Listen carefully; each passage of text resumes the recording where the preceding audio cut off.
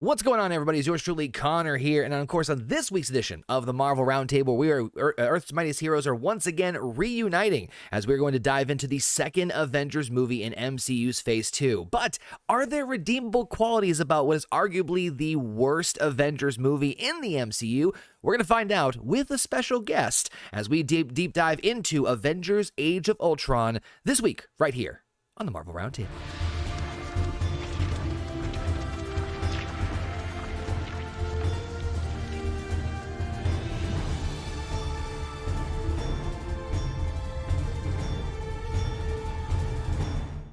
What's going on, everybody? It's yours truly, Conor here, hopefully getting this intro right this time and making sure that we're actually live on the goddamn channel. Welcome to the Marvel Roundtable, where, of course, each and every single week we dive deep into all the TV shows and the movies of the MCU. Of course, we're doing this right here on youtube.com/hornygoat and the Horny Goat Podcast Network, where you guys can listen to us on all your favorite podcasting platforms. So make sure you check it out over there. But yes, it is Monday. You know what that means. It's time to talk about some Marvel movies, and this one is certainly a doozy. We're almost at the end of MCU Phase 2, and we are, of course, doing the second go-around with Avengers: Age of Ultron, which, as I said at the intro, is arguably the worst Avengers movie out of them all. But are there things that could be redeemable? We're going to talk about that in just a second. But, of course, it's not just myself. I've got the esteemed Horny Goat crew with me. At first, of course, got the power couple of the Horny Goat. I got JP and Heather. What's up, guys? Not much, man. Not much. God, that fucking opening that you had there was better. I know it was better, but Wendy was losing her shit, so we had to mute, and then he was asking, and we were still muted, and I'm like, we can't talk. But now we're better. Now it's good. He said I was throwing the fit, which was bullshit because I was sitting there just like this, waiting for Conor to shut the fuck up so he can move on with the show. But I'm just kidding. You're the one delaying it now. It's all my fault. I know. Of course, I've got with me everyone's favorite bear from upstairs, Canadian Basement. What's up, Basement? Peekaboo. Easy. Sun's getting real low here. Sun's really oh yeah, stroke me. And for a very rare appearance here on the show, we have with us a special guest. Let us roll out the red carpet straight from the Harsh Truth podcast. We've got Frank joining us, talking about Avengers: Age of Ultron. Frank, how are you? Straight from the chat into everyone's hearts. Yes, absolutely. I'm very, very happy to be here. Honestly, you know what? It gave me a reason to go back through the MCU a little bit more, because I actually just sat and watched this movie a couple hours ago because I wanted to be fresh in my head, and I noticed a lot of different things about how it fits into the larger MCU. So this is going to be fun to talk about. Also, JP, you were complaining about the Brewers on Facebook earlier, so you're already kind of angry, a little mixed up. Do you need to take a blood pressure pill or some Valium or anything before you start? No, we watched the movie yesterday, so the Brewers' performance today has nothing to do with it. Oh, okay. Yeah, the Brewers won yesterday. He's like Hulk. He just stays angry. Yep. Yeah.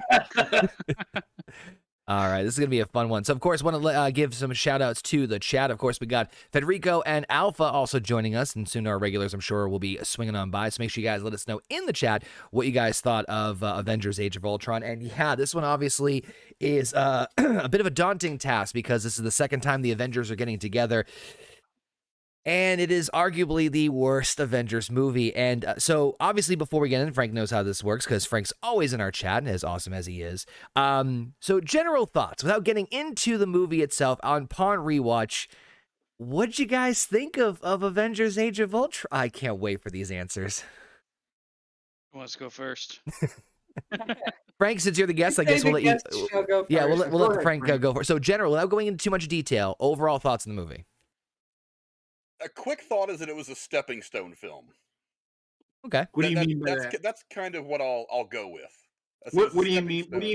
What do you mean by that? I'm just asking. I'm asking.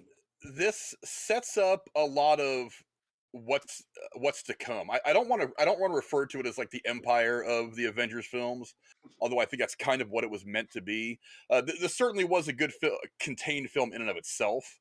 But I think a big part of this movie was supposed to kind of set up the much bigger conflicts that were going to drive the Avengers and the characters throughout the rest of the Infinity Saga. So my question, wasn't this supposed to be the end? Originally, before, but when things were mapped out, this was supposed to be the end of the MCU. But then I think Disney got a hold and said, "Oh, we can keep this going and going forever and ever." Oh. No, I got you. But you see, it doesn't really make sense to me that this would be the end, considering everything else that was set up in all the other movies. with that one specific villain. If they were to end on this, It doesn't really make sense to me. it doesn't make sense for them to end, because I agree with Frank. This is kind of a stepping stone movie with what they. Now I keep saying, when are they going to fucking introduce these fucking stones? Yeah, well, there you go. Yep. We did it like day one, but we didn't really know it was. Mm. Right. Technically. They didn't actually explain what it was until we got to fucking I Guardians of the Galaxy. I Yeah. hated this movie with a passion. not. Shock and awe is amongst the room, These JP. movies wanting to hate them. Yeah. I want to go into these movies. Like I've always said, you give me good acting and good storytelling, I'm okay. I'll buy into whatever you're trying to sell me. But holy shit, we're gonna get into it. The fucking one-liners in this movie drove me up the fucking batshit wall crazy. Like They I were- couldn't. they were elude pretty half prominent in this one-liner. movie. Like, I'm not why are gonna- they saying that? So yeah, that's part of the reason why I didn't care for this movie at all. I mean, for me, this movie was, oh, Tony Stark cloned himself. Got it. I mean, you're not wrong there. Yeah. Basement, kind of, what are your thoughts on just, again, general? I mean, I echo everybody's thoughts. It is definitely a stepping stone. I didn't realize how much of a stepping stone it was until after seeing everything since Yeah. and going back and watching. They planted a lot of things in this movie, somewhat to the movie's detriment. Like as a singular title, I'm gonna say, though it does help the overall Avengers or the overall MCU. It's just weird for it to be there be so much setup in something that's supposed to be a culmination. Yeah. It's supposed to be like like a pivotal turning point, but at the same time, it kind of, at least for me anyway, it's like, yeah, I agree with everybody saying as far as a stepping stone movie for like the total MCU, but contained in and of itself, which is how we try to try being the key word, to talk about these. Kind of tough for me as far as it by itself, but I mean, you guys are right. It does set up quite a lot here in the future MCU. But so yeah, Quick question. What's up? Before you move forward, Yeah. Was there a lot of studio interference or something in this movie? Because the writing is ass. Wasn't this also it's- written during the writer's strike or something like that? No. There's something off about like the pacing in the movie and just the writing as a whole doesn't seem to. Certain things don't hit their mark for me. Yeah, there are certain things that do, but it seems like what they had down in the first Avengers doesn't really work as well here. Or No, they don't. pull it's it not off as as well. smooth. Yeah. It's not as smooth. So, from what I saw, no. From what I've read into like the pre-production going into this, no, that was not the case. As far as I can tell, I think what people, the big rumor was, or at least the conceptual idea for this movie going into it years before, was that before Disney, I think, got involved and started to, hey, we can keep going with this, was the idea that this was going to end it. And a lot of fans were actually surprised when they announced the Avengers 2 movie and it turned out that Ultron was going to be the villain instead of Thanos. People kind of thought, oh, if this is going to be it, then Thanos is going to be the end all be all, because like we've said before, they've introduced the stones. They've kind of started playing around with the idea of the Infinity Stones. And I mean, obviously, even if you took the Infinity Stones out of it, Thanos being teased at the end of the first Avengers movie kind of obviously like the big villain. But I think that's kind of what happened, was that, oh, they were going to kind of do everything with Thanos in the second movie, and then things changed where they decided to pump things out and like, let's do 11 more films going into Thanos' introduction. At least that's the way I got it. But I'm very glad they didn't do what was originally planned, because the delay and the buildup of a character from the beginning makes that character much more worth it when they show up. oh yeah. I think it would feel so rushed if he was in the second movie, but like as like a fully in the second movie. And we will certainly get there. And if Frank wants to be on the guest panel for the Avengers Infinity War, you're more than welcome to come back, right? But let's see how the fight between you and JP gets before we get too far in anything. So real quick, I don't as far- think there's gonna be a fight. no, I'm just teasing. I know. A little bit. So obviously going into this, a couple of quick pre-production notes and just kind of development notes that I like to just kind of quickly go over real quick, just as FYI. So Kevin Feige in 2011 in October, president of Marvel Studios, said he was looking at their Phase 2 films, which would start with Iron Man 3, and originally Phase 2 was to culminate with this movie. So the end of Phase 2 was supposed to be the end, which obviously makes sense. Avengers was the end of the first one, and so this one would be the end of the second one. However, Josh Whedon, who was the director of the first film, stated he would want a sequel to be more small, personal, and painful, that that does, quote, not a rehash of what seemed to work the first time. In a way, he's kind of right. At a theme of having a theme of a fully original idea to itself. Despite the production of the film becoming increasingly wider scope, Feige maintained that this was not their intention, always looking to see where the team wanted to take the characters or over how to make it bigger than the original Avengers movie. So the concept was, let's focus more on the character development itself rather than just being a, kind of the summer-esque blockbuster that we saw from the first Avengers movie, which... What happened? Because that's definitely didn't go fully in that direction. Well, we'll get there. Tell you that. Obviously, turned acid and wrote the script. this is why I'm saying I think there was like interference, man, with the vision of the director and the writers. Versus like the production company being like, no, it has to be bigger. We want it smaller, but in being smaller, it has to be bigger. Yeah, well, I think, again, it's probably the studio involvement that you're talking about. But, of course, the big thing that I might as well talk about it now versus getting into it with the story is, of course, Wanda and Pietro Maximoff. Now, obviously, these two characters are being introduced in the film, and a lot of people, especially at the end of the Winter Soldier post-credits, lost their shit when they saw this because it's like, wait, what? How is that happening? So obviously this is going back to the whole idea that we talked about in other Marvel movies of the intellectual property rights. And at the time, Fox still owned the rights to all the Marvel characters from the X-Men universe, Deadpool, a few others, but mostly the mutant side of things. And so when we saw this silver-haired, quick-running boy and a young red-headed girl with red little powers, everyone instantly said, "Oh, it's it's Quicksilver and Scarlet Witch," which, funny enough, and I'm not sure if you guys caught this in the film, they never call them that in the film the entire time because, of course, Fox still had the rights. But interestingly enough, Quicksilver and Scarlet Witch fall in this weird void that happened with a very select few characters that were both technically Avengers, but also technically part of the X-Men universe. So that's why you'll never see them referred to in the movie as Quicksilver or Scarlet Witch. Obviously, Scarlet Witch, we know much further down the road, will be referred to that as title, later on in canon. But, and also they were not referred to as mutants. They're enhancements. One's weird. What's that? One's fast and one's weird. One's fast and one's weird. That's the best way to get it back. I mean, I don't know about you guys. I think the introduction. Well, we'll get to the introduction of the characters themselves, but so real fast, of course, they said that Josh Whedon's coming back to write and direct it. And of course, in December 2012, Whedon said that he completed the outline for the film. And in March of 2013, Whedon said that he looked to Empire Strikes Back and The Godfather Part 2 as inspirations. Feige revealed also that originally, fun fact, Captain Marvel appeared in an early draft of the screenplay, but was removed since the character had not been cast yet, saying, it didn't feel like the time. We didn't want to introduce her fully formed, flying in a costume before you knew who she was or how she came to be. And, they'll definitely make up for that in the Captain Marvel movie. I still haven't seen that movie. Oh, you will. You will. I'm going to drag you through the mud anyway. It'll come up on the list for you guys to talk about, I'm sure. Oh yeah, we're going to get there.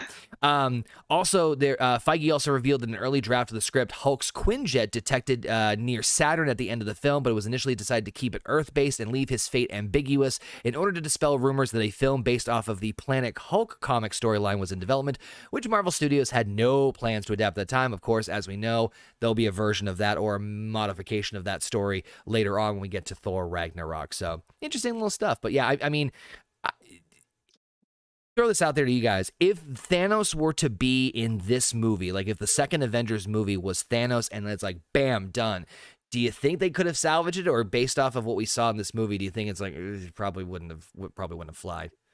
Mm-mm. I think the movie would have been shit. And it's a rushed villain. The only reason Thanos is as good as he is as a villain is because they took the time to build him up properly. They teased him enough. And then when he did show up, he was devastating. Where if he was shoehorned in here, they don't have at this point the Avengers really don't have the cast to have the casualties to support it. You know what I mean? Yep. That's my thoughts. So Frank, throwing that to you, if and we're doing the what if scenario here, if let's say they interjected Thanos, maybe the writing changed a little bit, obviously maybe not introduce certain characters, and this be the end point, do you think that it could have been better? I mean, obviously it's a lot of what if scenarios. Oh, no. They were committed to the Thanos thing.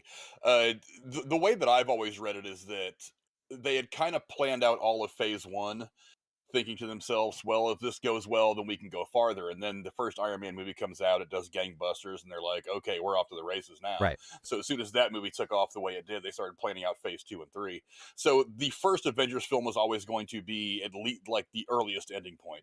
Right. But, once you get into this film, like I said, a lot of it sets up all these things that are to come in the MCU for the next, 4, 5, 6 films, something like that. So to end here would have been tragic. I mean, it would have been the ultimate, it would have been the ultimate cock tease. Yeah. Yeah. I mean, especially with the end credit scene, it's like you see Thanos putting the glove on, and it's like, okay, now what? And if that's where the whole franchise ends, then you got to be like, oh, that's terrible. That's not good at all. I'm still waiting for Green Lantern 2, goddammit. Sinestro got the ring. Right? I'm waiting over 15 years for Green. Like, give Ryan Reynolds the suit back, damn it. But yeah, I think it's the same thing. I mean, JP. Also, I don't feel like there was a lot of studio interruption on this because Disney and Marvel are not studios that are known for that kind of thing. Like Sony's got a bit of a reputation, and some other smaller studios, but the way that this was all put together at the time, and it's changing recently, which is one of the reasons why the MCU is in a bit of flux right now, is they have always been ones that just kind of let their creators do their thing. And the reason why Kevin Feige signed on to be the head of all this stuff and not just one of the directors or producers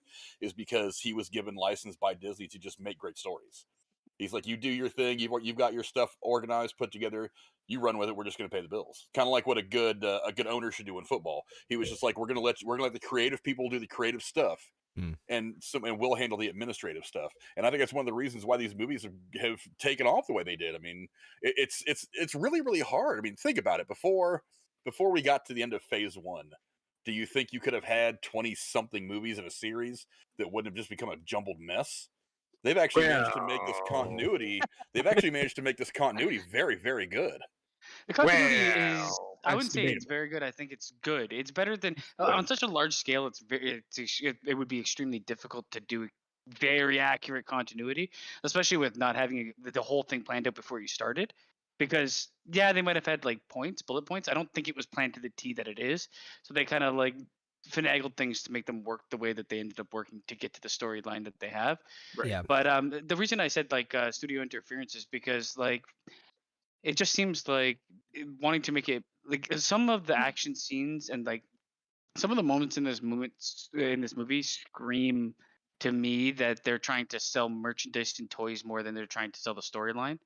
There's like an abundance of over the top CGI action, and I know it's an Avengers movie, yes, but there's almost one scene too many in that, and also like the pacing is all over the fucking place. It's like I don't know.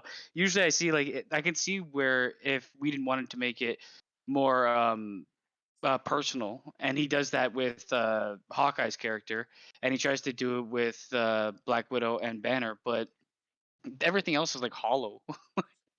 So it's not like it's like a balancing act. It feels like half this movie was written and directed by him and half of it wasn't. But that's just the way I feel, and maybe I'm completely wrong. Okay. JP, any thoughts on that? No. Okay. The thing I was going to say, pretty much basement said what I was going to say. Okay. The thing I was going to say was, as far as like the continuity with the Marvel films, is that I think it's a double-edged sword, personally, because so I already have a problem with the continuity of the movie. Remember in the first Avengers movie where the Incredible Hulk goes, "I'm always in control"? Yep. No, he doesn't say that. He said, "I'm always angry," and I agree with that too. That's something that I questioned when I first saw that movie. I was like, "So is he now in control of it?" I don't really understand what. Yeah, that's the thing. There was no. There's things that they modify, especially with the Hulk, because there's no real way to keep that loose cannon type character in the story and make the story make much sense. But so they like in the first Avengers, it was like all of a sudden at the very end he's in control of his powers. Before that he was a raging maniac, and now in this one he's a raging maniac unless fucking Scarlett Johansson touches him. I mean, that was a really weird thing. I mean, I get it. You needed some kind of a mechanism, and there's precedent for that in the comic book. Yeah, the continuity is kind of just like, come on, make up your fucking mind. Does he have? Does he have control of his powers, or is he just? Yeah, they kind of 86 that from the end of the first movie into the beginning of that, which we'll get into in a second. But I mean, the only thing I was going to say real quick was as far as the Marvel continuity is that I think personally it's a double-edged sword, because on one hand, yes, it's cool to see, like, obviously Avengers Infinity War and Endgame, despite what you think of, like, or despite like the writing and stuff or acting or up down whatever, the idea of like doing this big culmination movie is pretty cool, generally speaking. And the possibility of doing crossovers with other characters is also entertaining, depending on how it's done, and again, writing and all that stuff, blah blah blah. That's kind of cool. But at the same time, and it's funny, me and Basement actually talked about this off the air a couple times with, like, sometimes the further you stretch things, and this is kind of something I talked about when we were developing the idea of this podcast, was sometimes the further you stretch, something like this, you're going to have like these little like threads of inconsistency and other things of like, well, okay, well then how does that, and it just becomes a big, not a big issue, but over time you're going to get more like little plot points where it's like, well, that doesn't, well, wait, okay, because obviously, like Basement said, they didn't plan out doing, I mean, how many movies up to now? I can't even keep track anymore. I think if you include the TV shows and everything, we're around 30. Good fucking Lord. But you know what? They hit the big plot points. They have relatively good continuity with. It's the minutia that, and you know what? At that point, it's kind of they can get away with it, because I don't like, if you want to. If you want to pick, the thing is, the scope of the project is so huge, and there's so many people involved. It's not one writer writing every movie. Like and even if you look at the comic books, they have offshoots of every single fucking character, because there's a bunch of different people writing them. Yeah. And they're different takes, right? Like, if it was one person writing every single Marvel movie from now to the end, that's the other part I was going to get to too. Yeah, is that you're going to have obviously different directors, different visions, different writers, and so it's gonna you're going to get something so outlandish. You know, it's like crazy shit going on. Let's be real. Like you can get away with some, but some of the stuff they should have tried a bit harder on. But let's get into the actual movie itself. And again, warnings, even though it's a 6-year-old, 7-year-old, 8-year-old movie. Spoilers, duh. Gonna give some love to, of course, Real Cody in the chat. Casey is Raw, and RKH joining us in the chat. What's going on, guys? And Gorilla Strong, thank you for coming on in as we're getting deep diving and getting ready to talk about Avengers: Age of Ultron. So, we're now, the movie instantly starts off with, we're in an Eastern European country of Sokovia. So the Avengers are reunited once again. We, of course, got Tony Stark, Iron Man, we got Captain America, Thor, Hulk, Black Widow, and Hawkeye are trying to raid a Hydra outpost commanded by Baron Wolfgang von Strucker, who has been experimenting on humans using the scepter previously wielded by Loki, which obviously we saw at the end credits from Captain America, the Winter Soldier. They encounter two of Strucker's experiments, the Maximoff twins, Pietro, who has superhuman speed, and Wanda, who has telekinetic abilities and can manipulate minds and project energy. Rogers captures Strucker, but while Stark retrieves the scepter after Wanda, implants him with a fear-filled vision of bleak possible future in his mind. So there's a lot going on here. There's this big action scene, and of course they do eventually find their way into the Hydra base, or Hydra shield base. At this point, they're all the same thing. And there is a couple of interesting notes here. Obviously, we're introduced, like I said, to Pietro and Wanda, which their intro was... I wish there was a little bit more oomph to it personally, but I did like the idea of Wanda implanting this fear into Tony, because as we saw throughout the movie, that is going to be a running theme throughout the entire movie. And I personally, and this is where I say, I wanted to say this, but since you brought it up, I'm going to say it now. Yeah. I think that's why Tony Stark created Ultron. Essentially what that guy was doing at that was trying to create that. Yeah. Correct? So Wanda knows that Tony Stark is a fucking genius, and he can fucking make shit happen by snapping his fucking fingers because he's that smart. Remember, he became an astrophysicist overnight, remember? Yeah. So he created time travel in an hour. No shit, right? Yeah. We're not there yet. So I think that her doing that mind trick on him is the reason that he created Ultron. Tony Stark just created it out of what she did to him by mind fucking him. Yeah, I think I'm not going to sit here and fault Tony Stark for creating Ultron. So we'll get into the specifics when we get to that scene a little bit later on, but basically, yeah, the concept being that Wanda's powers, or at least from what we see just in this movie, is mind manipulation using specifically fear tactics, because obviously she uses it on other Avengers later on in the movie.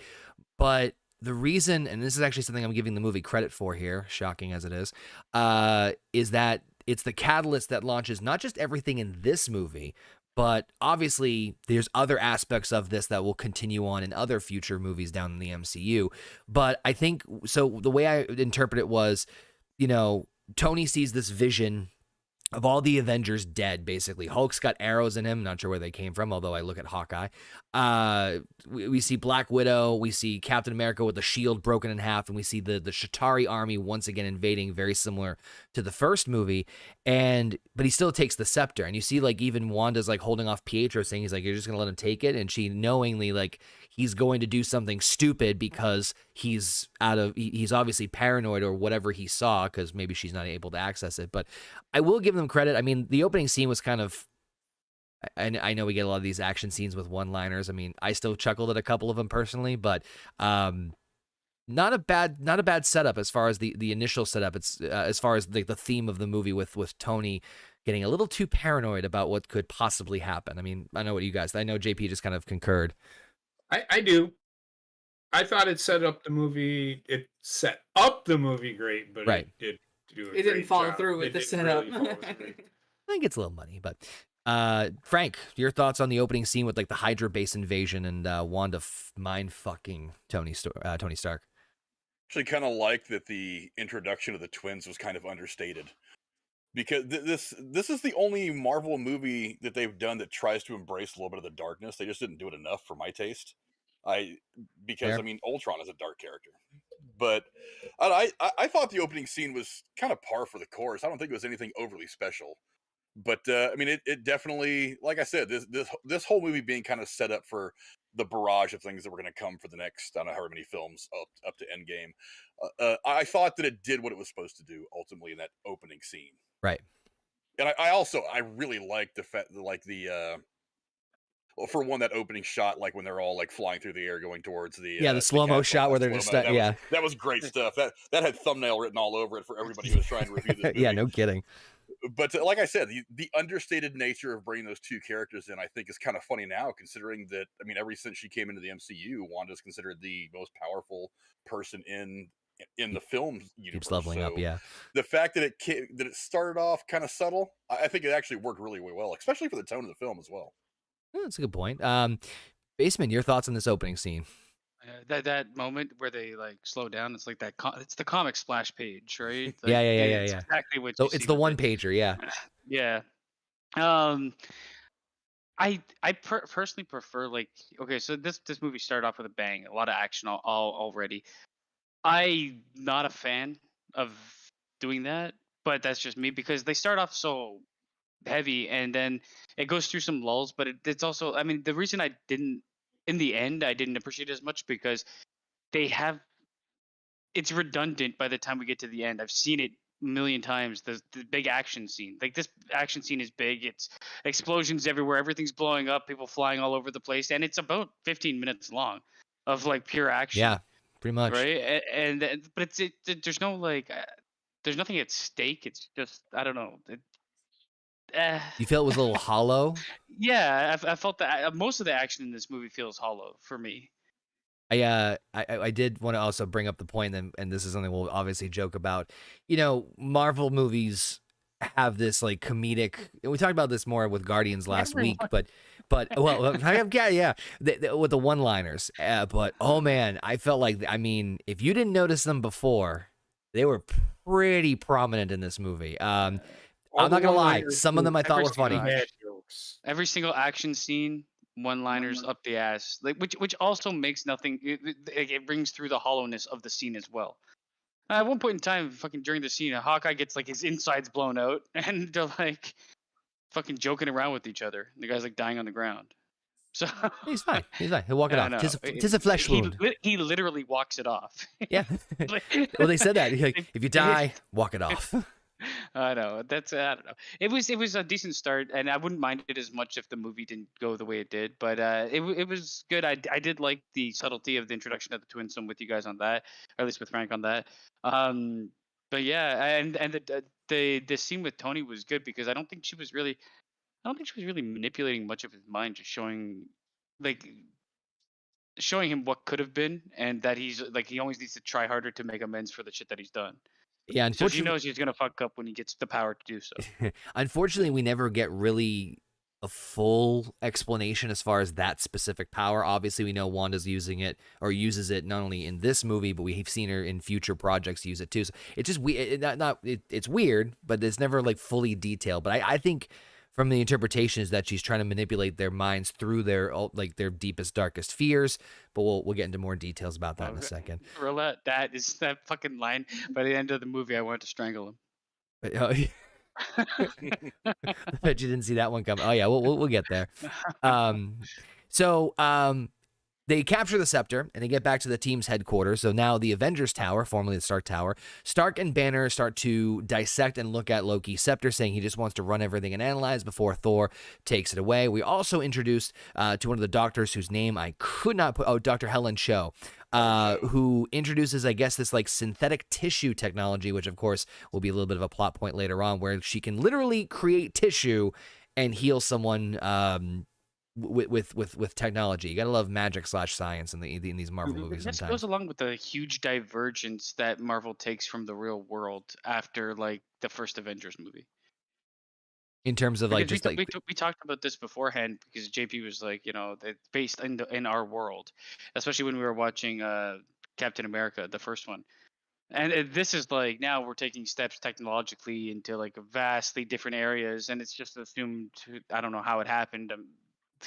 The alien technology was all weapon based, but maybe they got something for healing from it. I don't fucking and know. this is also like just another point just to kind of make in here. I mean, we don't really see it too much. Well, we do sort of see it in the Avengers Tower, but obviously see it more so at that very last scene with the compound.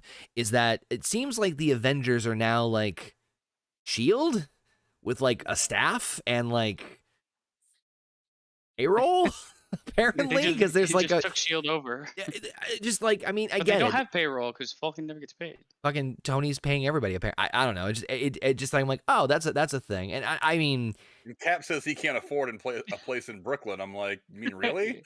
You're throwing yourself around the world at tanks and shit, and you don't have a couple grand a month for a decent loft in Brooklyn? Come on, man. you didn't have a bank account in 1947, and you could like live off the interest for the rest of your life. For like $1 billion. Yeah, really. Just ask Tony for a fucking apartment. He could probably build you a flying one at this point, for God's sakes.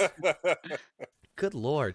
No. So, this is where things get a little, start to get a little weird.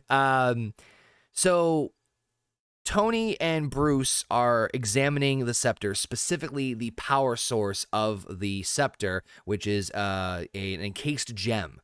And they find out that Strucker was analyzing and doing the same thing and using the power of that gem in order to use it on human experimentations. And they get more details, of course, on Wanda and Pietro, as they were two Sokovian twins who became orphans at 10 years old. And they volunteered for Strucker's experiments to, possibly win the war against America, or in this case, Stark Industries, which they never really go into a whole lot more detail about that, but we'll get into that later on.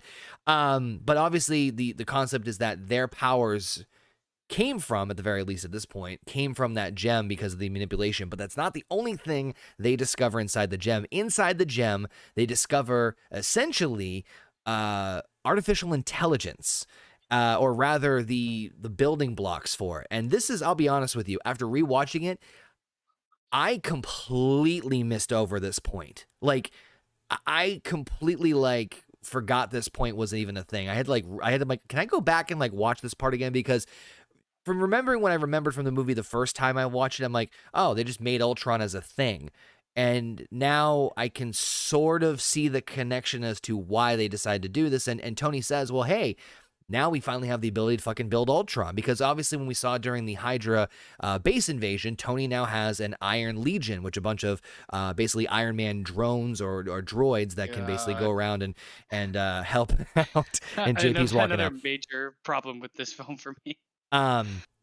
So Nation. now his concept is, oh, I can now finish Ultron. I can now use this, interface and use this interface from the gem to create and finish this AI project that I was working on to put a suit of armor around the world. Stark just wants to roll out his Ultron global defense program. After many failed attempts, though, they leave for a victory party to celebrate the recapture of the scepter. But unbeknownst to them, the program comes to life, and suddenly we see the sentient Ultron, played by James Spader, awakens, believing that he must eradicate humanity to save the Earth. And after kind of gathering all the data and everything, realizes what his mission is: peace in our time, and ends up destroying Jarvis, played by Paul Bettany. So that's a thing. I have mixed feelings about this introduction of Ultron. I mean, obviously, if you're a diehard Marvel comic fan, you know that Hank Pym, Ant-Man, was the one who originally created Ultron in the comics. However, they went a different route from this. And I'll be honest with you, the one thing I will say is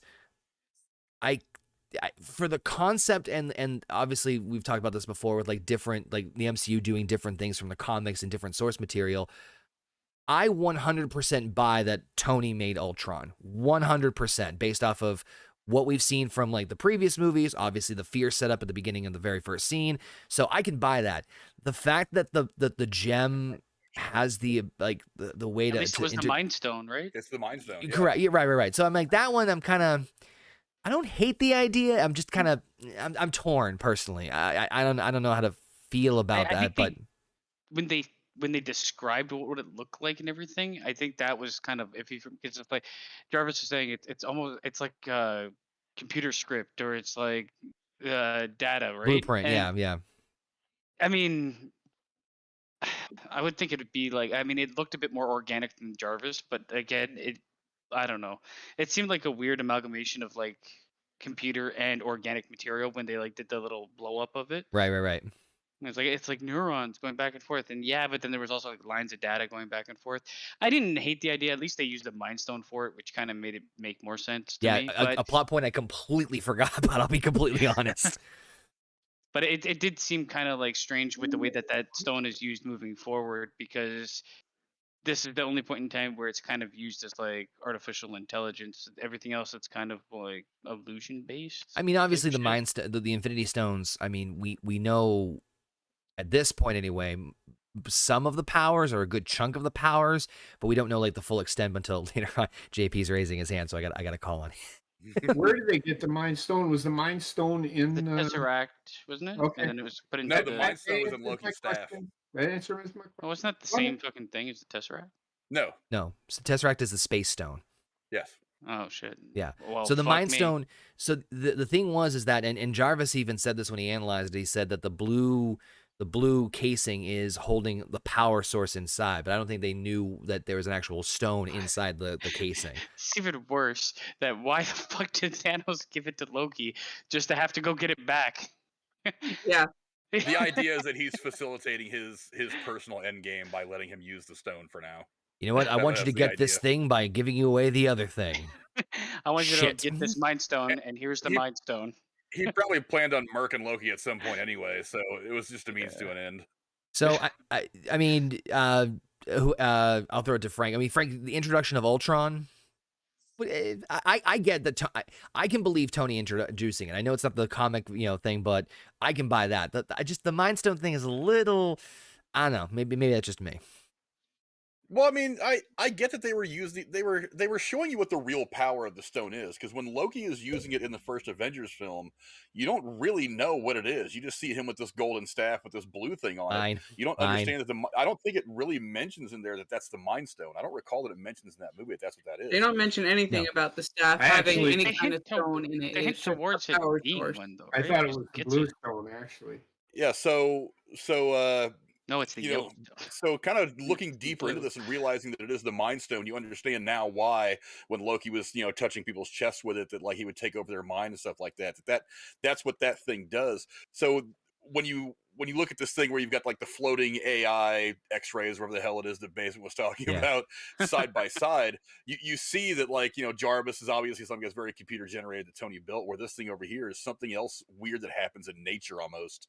it looked a lot more like neural pathways firing and stuff like that, like he says in the movie. So I really dug the idea of not just putting that in with Ultron, but it also, you're fighting Tony, because they make a point throughout most of the movie that Ultron is somebody who is using Tony's sensibilities, but not his humanity. So while he's looking at this, and in that moment where he comes to be and he's having that conversation with Jarvis kind of in the internet or in the computer space, I thought that was kind of really awesomely done. It gives you an idea as to what Ultron really is. He is the 100% logical, calculating, unbiased, like, if this is the best outcome by 0.001%, then that must be the right thing to do, and not really looking at not adding any emotion, not adding anything else to the equation, just saying, well, the numbers are telling me this is what needs to happen. So he's kind of unbiased when it comes to his decision making. It's Tony Stark stripped of his humanity, basically. Yeah, It's actually a really good point. Yeah. I did not even think of that until just now. I mean, obviously we see like the mannerisms of Tony, but yeah, that's actually a very good point. See, I knew we brought you on here for the reason. It's even focused on a little bit in some of the dialogue, like when they first run into each other at that ship buying the vibranium from Claw. Yeah. He's like, there's even little dialogue cues that say, "Oh, you're breaking Dad's heart" and shit like that. I mean, it tells you several points in the movie. It reminds you that he is an offshoot of Tony. Right. So that's why I thought it was a really good bad guy, because the best bad guys are the ones you kind of sympathize with. My biggest problem with him is not like in theory, they've laid the groundwork for a very good bad guy. To me, they don't really pull off a very good bad guy, because that's always been Marvel's weak point. Exactly. It suffers from he's got zero chance of winning anything. He's not imposing enough, and he could be a very scary bad guy with the powers that he has, but he just turns into a fucking summoning one-liner, which makes no sense, because like his character should be a lot more deep than that. And I mean, the Spader, I love him, but he just at some point it doesn't work for me. I don't think it was Spader personally. I think that's it's not the actor, it's the writing, unfortunately. But I mean, your thoughts on the introduction of Ultron, and I'll throw this out there too. I mean, we obviously know it's the Mind Stone by the end of the movie. Do you think if they came out and said at the beginning, I know me personally, if they said, "Oh, it's the Mind Stone," towards the beginning of the movie, and then like, "Oh, da da da da," then maybe I could buy a little bit more. I don't know, maybe it's just me, but your thoughts on the introduction of Ultron? It's one of those things where it's just like, if you explained it sooner, more than likely the entire plot of the movie would have been figured out, and none of the surprises that would have happened or been surprising. So saving it towards the end, explaining that it's the Mind Stone, is fine. But if they bring in to the fact that this is definitely an Infinity Stone of some sort at the beginning, would have made it a little bit more easy to understand what was going on there. I think that holds true for a lot of this movie. Yes, it does. After watching the next 8 films, this movie makes more sense. Yeah. Well, that's kind of what they're designed to do. Yeah. Which is why like I like looking at these movies individually and kind of as far like, you know, not like completely gone, but like not taking into consideration future movies, because I want to see how they frame on their own, for better or for worse. Sometimes it's much better as a piece of the puzzle than it is as a piece by itself. Yeah. So far, the only movies that really stand well on their own is Thor and Guardians of the Galaxy. But but as far as Ultron, it's just like, this is literally a Tony clone. Yeah, it's a Tony bot. There's no other way to look at Ultron, and that kind of softened him and made him kind of a weak villain, in my opinion. Because yes, he's super genius, but he's going to focus on making a one-liner and trying to make a one-liner that should also happen than anything else.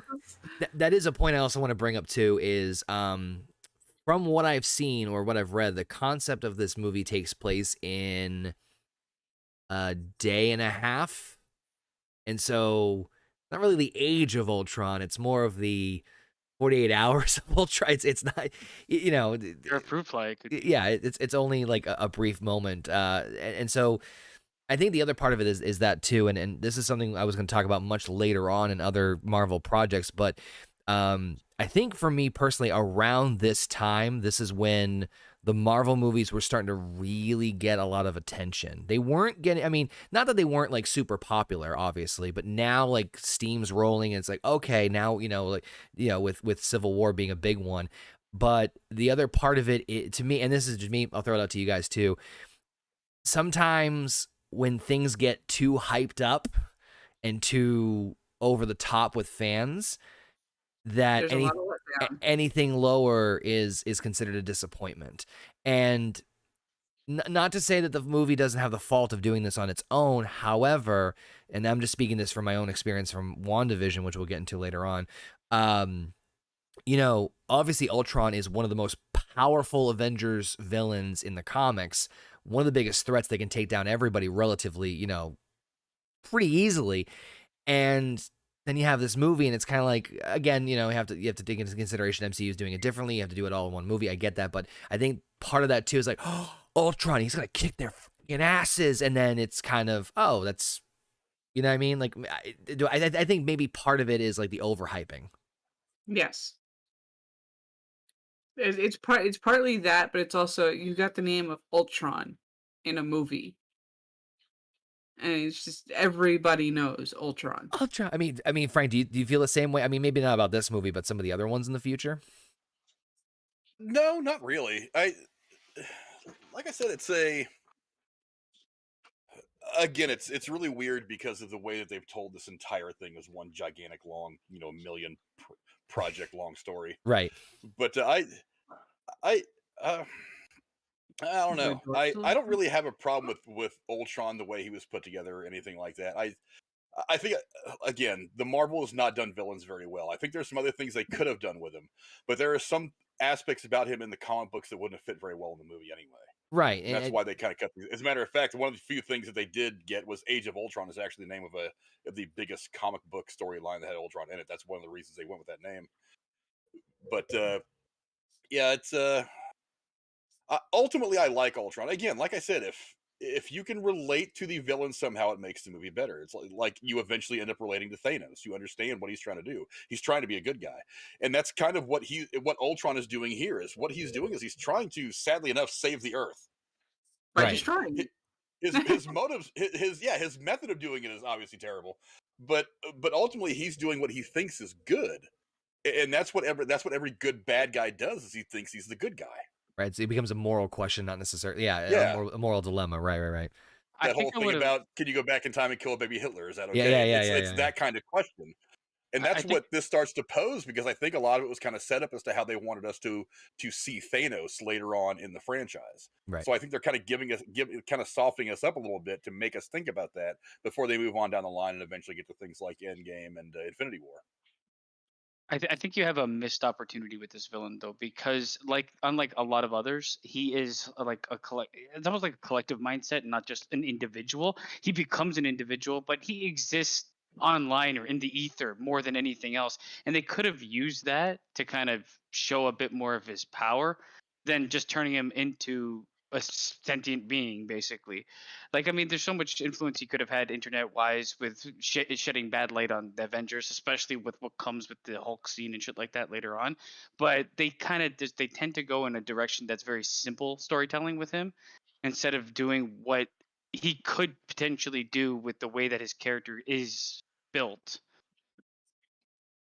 I get I just feel like they didn't really use his powers too well in that. Well, they did say he was trying to go after nuclear launch codes for every nuclear weapon on the world, and that Jarvis was the only thing that was getting between him when he was kind of in the internet. I sort of. So, there was a lot that he was doing. I sort of.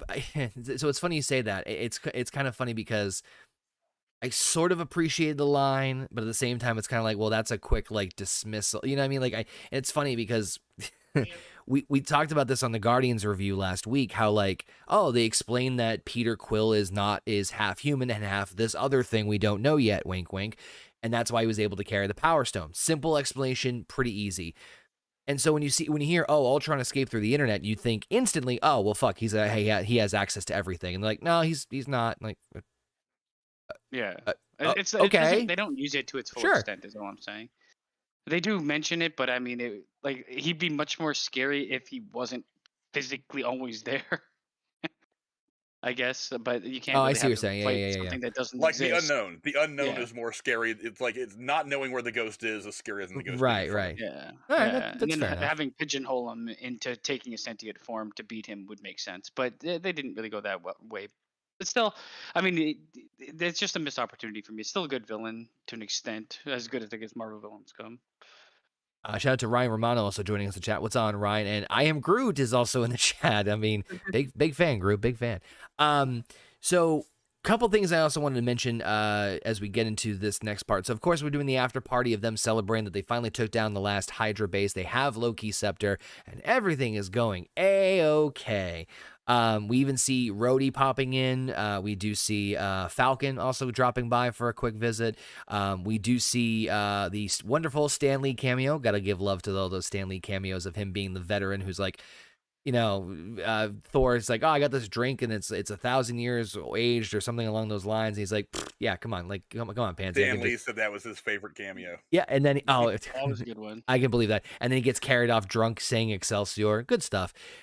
But the reason I'm bringing this up before we get to the action scene afterwards is I have to say this, and I know that Basement's like, this is the problem you had with the movie, but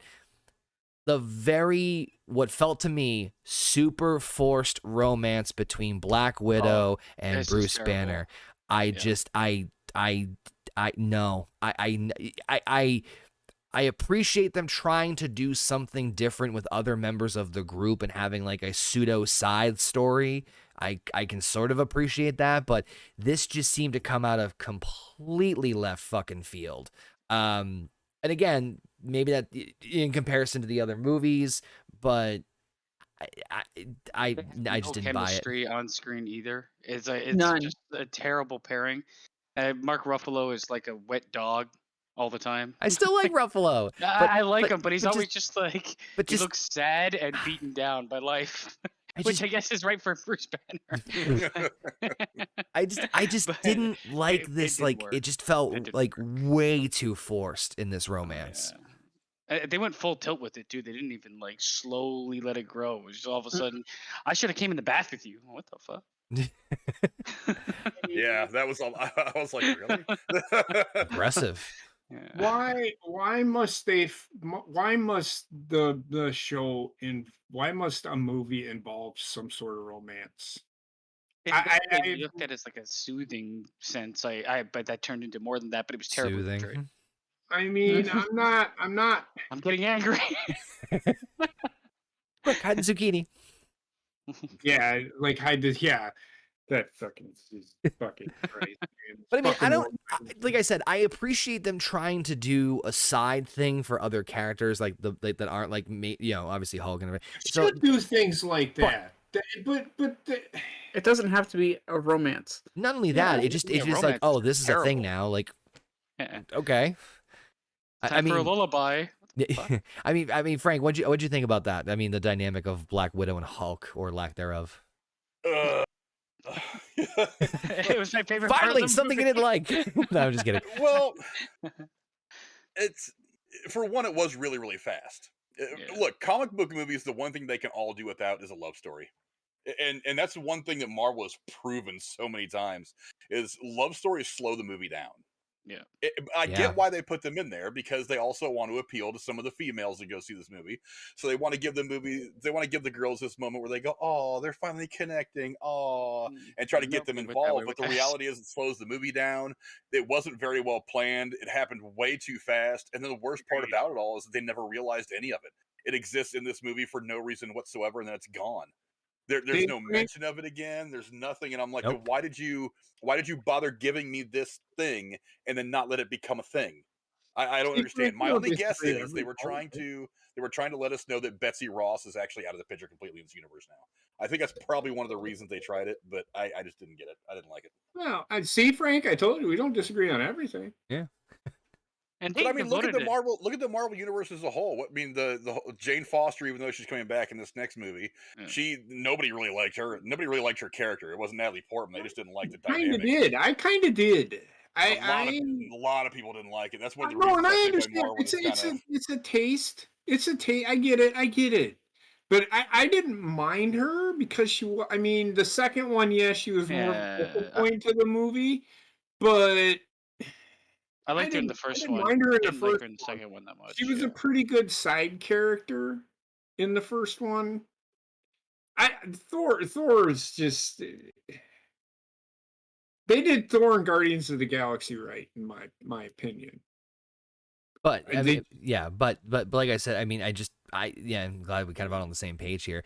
Like Frank's right, romance does slow the movie down, but it's not even the slowing down. It's just like it's in your face now. Here's the thing, and then it's like you're right. They don't even follow up with it really. I disagree about the chemistry between the two, though. I actually thought that scene with them at the bar having that conversation, I thought that was something straight out of a 1940s, like, that was straight out of a 1940s Humphrey Bogart film or some shit like that. I really liked that back and forth and that dialogue. It was cute, That was the fun, only but it chemistry had they no had, meaning at though. all in the movie. I mean, That was all the chemistry they had, though, in that one little section right there. After that, it was just like, yeah, I have to tell you this because you have to understand my side of it, and you have to accept it. It's just I never got great chemistry from the two, to be honest. Also, I mean, part of the fun is the mismatch.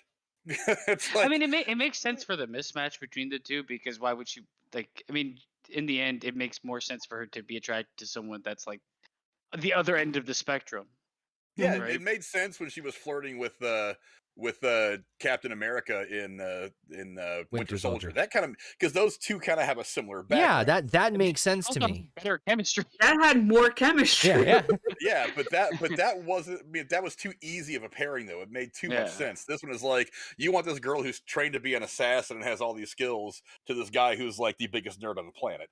Yeah, it just who walks around like this every day, like he's a scared little squirrel. I was like, but what she does say is like, it is interesting to me that she was like, how do I end up having feelings for this guy who is the exact opposite of this world that I live in? And you know, they do play with that opposites attract kind of thing for a minute, but again, it was too much. It was too fast. Like you said, the thing where like he gets out of the shower, she's like, I should have joined you. I'm like, good God, why don't you guys just go bang out the shed? It went from slight flirting to like, I just want to be in you. Yeah, really. Jesus Christ, man. Oh, That took me not off well guard. done. Not a well done part. yeah. No.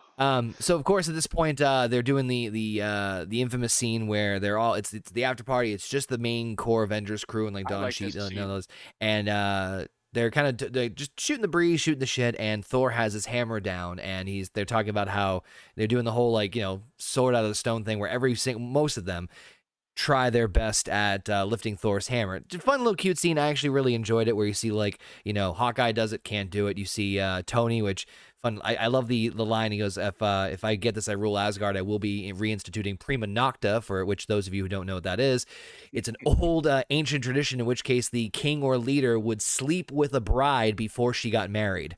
So that makes sense for Tony Stark. And the very next scene where him and Rhodey are trying to pull it out. Are we working together? Yeah. Or are we Just represent now. Like, yeah, I like that thing. That scene was one of my favorites in the movie, to be honest, because it like showed the fun of the characters and it did it in a good way.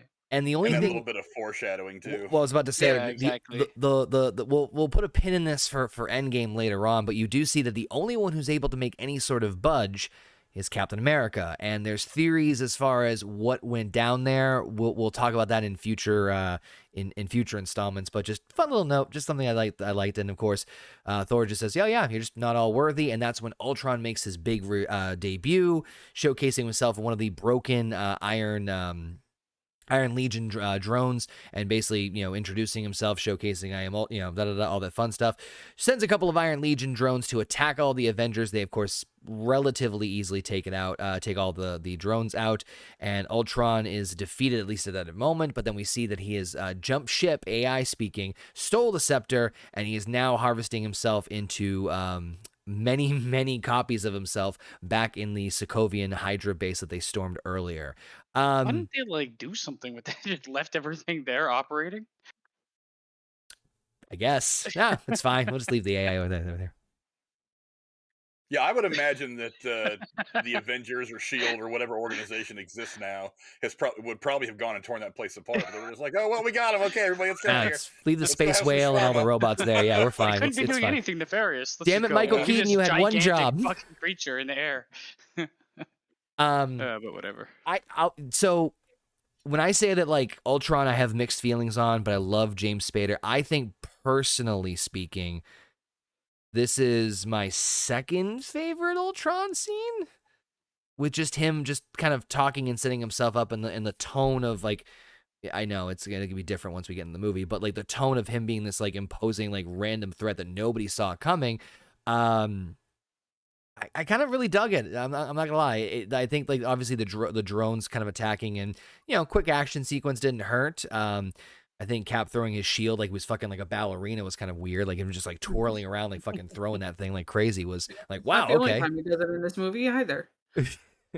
But I kind of liked it. I'm not gonna lie. I like the introduction of him that way, as far as like this unknown, relatively unknown presence. We do see obviously the Avengers right after kind of regrouping and reconfiguring and kind of figuring out exactly what the hell happened, and of course everything kind of gets explained. Thor, of course, gets right up in Tony's face, grabbing Tony, basically saying, I have more than enough words to describe you, Starks, losing track of the Legionnaire, and saying that, of course, they do have the scepter and they need to go back and get that, with Bruce making the observation that, hey, Ultron destroyed Jarvis, but he didn't need to destroy Jarvis. He could have assimilated, so this wasn't calculated. This wasn't any sort of strategic move. This was pure rage. So at this point, Tony kind of goes into his little speech, which I actually really like this speech too, of why he wanted to develop Ultron. He's like, the idea is like, listen, we had this alien attack right above us, right? He goes, we can bust all these arms dealers, Hydra, whatever, but that stuff up there, that is the end game. He goes, how are we going to beat that? And Cap says, we'll do it together. And Tony says, we'll lose. And he goes, we'll do that together too. Yeah. I actually really like these two scenes, to be totally honest with you guys. I don't know about you. It foreshadows the difference between Tony Stark and Steve Rogers. Steve Rogers. Mm-hmm. Yeah, that's what I was about to say. Is it you start to see the first cracks of this allegiance between this fracture that is coming, and it's all based on the ideology of these two different camps within the Avengers itself. Right. It also showcases why one would obviously be and is the best leader versus the other. Tony, though he's like trying to make amends for selling weapons and all that shit, he still operates way more similar to Shield did than anybody else in that team, trying to hide things or not tell the full truth because he knows or predicts this is what's going to happen and people are going to try to stop him, shit like that. Where Captain America is really the only person there playing for the entire team. Yeah, he's the only one actually thinking of everybody and everything that could go wrong with this situation. I mean, he's naive, Right. but Yes, but that's his character. Yeah, but he's trying to get Tony to think with the rational mind, not the scientist logical mind, to realize, this is a huge fuck up on your part, dude. I mean, It's also shown like Tony always jumps to a quick fix. Yeah, In a lot of these movies, he jumps to try to fix things as quickly as possible. Like, we're going to create this world defense and we won't have to do anything anymore. It's just so unlikely without thinking it all the way through. which is interesting because obviously this is not the first time, this is not the last time we see this in this movie. There's, in my opinion, two other scenes that are very pivotal, obviously, in terms of, like Frank said, starting to see the crack of the tear between specifically Cap and Iron Man, which obviously is going to be at a culmination in Civil War in 2 weeks when we cover that movie. I can't believe it's that freaking close away. excuse me. So at this point, we see that Ultron has now upgraded his body. He's got a big old hunkin' body, and he's now obviously holed up in Sokovia, and he does recruit the Maximoff twins. And kind of going into like the whole like Ultron's a clone of Tony Stark. That moment where he's like, so you plan on killing the Avengers? Well, I'm gonna save the world, but also, yeah, that too. Like just that like little like weird like moment of dialogue. I was like, oh yeah, that is a Tony Stark mannerism. But he does recruit the twins, and we get a little more understanding of why they are so adamant against the Avengers, and kind of a nice insight as far as why they signed up for the experiments with Sokovia. as they basically explain that, when they were 10 years old, a missile landed in their home and killed their parents. But the big thing they saw on the missile, on the side of the missile, was Stark Industries, and that the missile was in there for 2 whole days, and they were stuck in there. They couldn't move rubble, or any attempts to rescue them would have been possibly set the whole thing off. And they obviously blame Tony specifically for all the horrible things that happened to them and their country, and more specifically their family. Which, I mean, decent motivation. I mean, I get that. We're still there's a lot of those. I feel like, again, a lot of Tony Stark done fucking up. My Yeah, family got hit by a Toyota Corolla. I wouldn't automatically hate the makers of Toyota. I mean, I hate Toyota anyway, but let's not get into that. yeah. No, a whole but nother obviously story. it's a weapon made for war, so it's not for anything good. But whatever. I digress. So not a bad motivation. I can completely buy that. But so at this point, now we're trying to figure out. We're trying to slowly get to see the plan of Ultron. The trio, so the twins and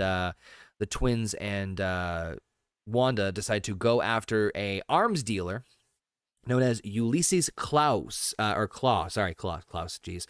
Ulysses Claw, who is an African arms dealer on a shipyard to obtain Wakandan vibranium. Easter egg. So, at this point, they're trying to figure out where he's going and what's going on, and we know at this point we find out that Ultron had killed Strucker. And then he's like, well, obviously Ultron is in Sokovia, and he's trying to wipe out information to have the Avengers figure out what he's doing and where he's looking after. After Tony goes through some actual, files, he recognizes Ulysses and says, like, hey, I know this guy. I used to work together. He goes, there's conventions. No, I didn't sell him anything. And realizing that basically he is a Wakandan, arms dealer that dealt with vibranium. And that he might be going into that direction. He has the branding on him that says the word thief in Wakandan. So at this point, it's revealed that he's, we see that Ultron gets a hold of some of the vibranium after a very interesting discussion and dialogue between him and Ulysses, where he basically says, keep your friends rich and your enemies rich, and try to figure out which is which. And then he's like, that's something that Stark would say. And of course, Ultron takes immediate offense to that, to the point where he literally cuts off Ulysses' arm. Again, that nod to Empire Strikes Back, where every movie in Phase 2 results in someone's arm getting cut off.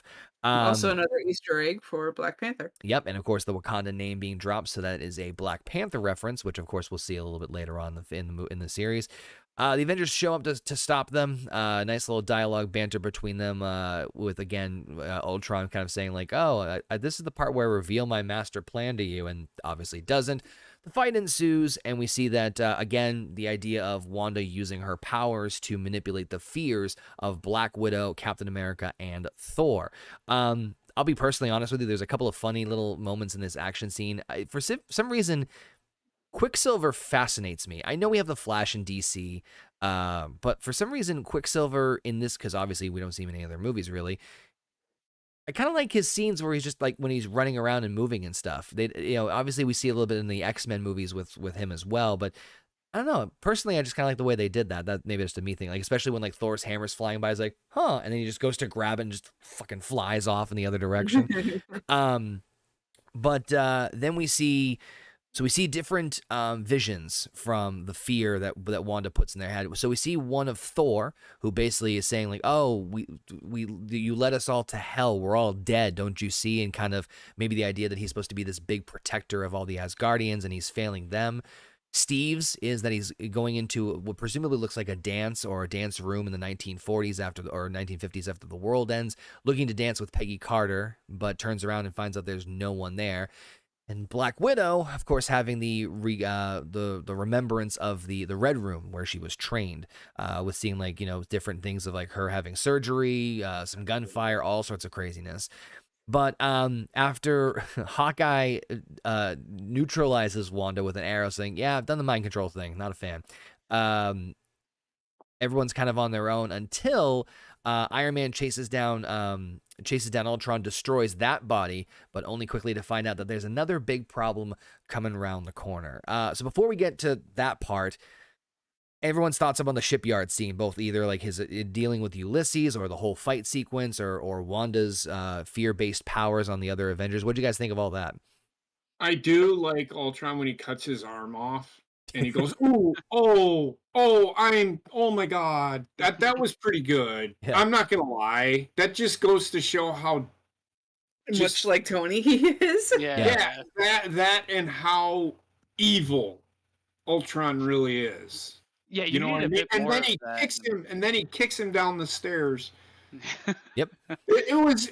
It's like Zach Gowen or whatever his That's name how was. that's how my business transactions go. I don't know about you guys, but No, I mean- I enjoyed the flash, but not the flashbacks, but the when she took over their mind. Those scenes were very good for me, at least from this point, Yeah. because it shows a bit more of like the I guess the characters, and this is where like when you said they want to be more personal, like focused on the characters and like more dark with the characters. This I see that in these scenes more than anything else. Yeah.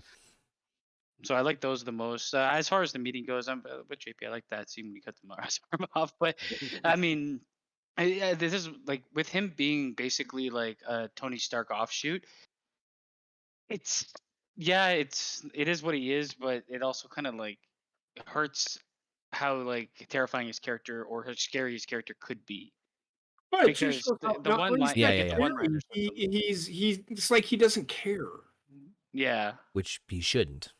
No. No, But yeah, there's a divergence. But Frank, your thoughts on the whole shipyard scene, the Ulysses Claw, the shipyard battle? Anything to note on that? The action was pretty dope. It was a pretty cool introduction to Ulysses Claw. I always thought they kind of underused him both here and in Black Panther, but I mean, it is what it is. Yeah. The one thing that was interesting about the scene, though, to me is you see a little bit of, I don't know if it's fear or discomfort in Ultron in that moment, because it's just the mere mention of Tony Stark's name sends him into a rage. So even he knows that there is this connection between him and Stark that he wants to try to break. And I think that's one of the things that kind of, it kind of makes you see his character a little bit differently. He's not just the robot that's bent on world destruction. It gives him a bit of a different dimension. So Luke So Skywalker, I Darth always thought Vader. that was interesting. Yeah, I do wish that was explored a little bit more. I mean, they did. You're right. They did do a great job in that scene, but I wish they did a little bit more in future scenes with that. But then again, he has moved on beyond Tony's missions at that point. So I guess I get that. It's Luke Skywalker and Darth Vader. You see Yeah. the signs of what you could become or whatever, but Yep. it's just reverse. Empire Strikes Back, baby. So then comes a lot of people's Oh my favorite God, scene. I mean, this is where everyone they kill everybody. Yes. this is when like, I mean, they all should be dead. They probably are at this point. Yeah. So with Wanda and Pietro escaping out of everything, they do spot Bruce Banner in the Quinjet, and obviously off camera, but we know that Wanda somehow manipulated the mind of Bruce Banner to turn him into a raging Hulk, where he's blinded by the whatever hex that Wanda is put into his head, and he's sent off into the nearby city to just rampage throughout. With Thor, Captain America, and Black Widow down and Hawkeye assisting him, that leaves only Tony, and of course his suit known as Veronica, which they did mention that Bruce actually helped develop in the beginning of the movie, also known as the Hulkbuster armor. Don't give a shit. I fucking popped when I saw this the first time. I remember seeing this in like the trailer and the theaters. I don't give a shit if it's just an action like CGI, like yay. I don't give a crap. I fucking loved seeing the Hulkbuster suit on the big screen. The fight between Hulkbuster and Hulk, I will say is probably my favorite out of all the fight scenes in the entire movie.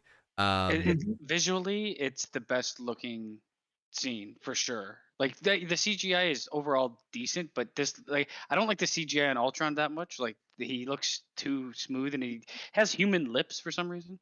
But but Yeah. this scene,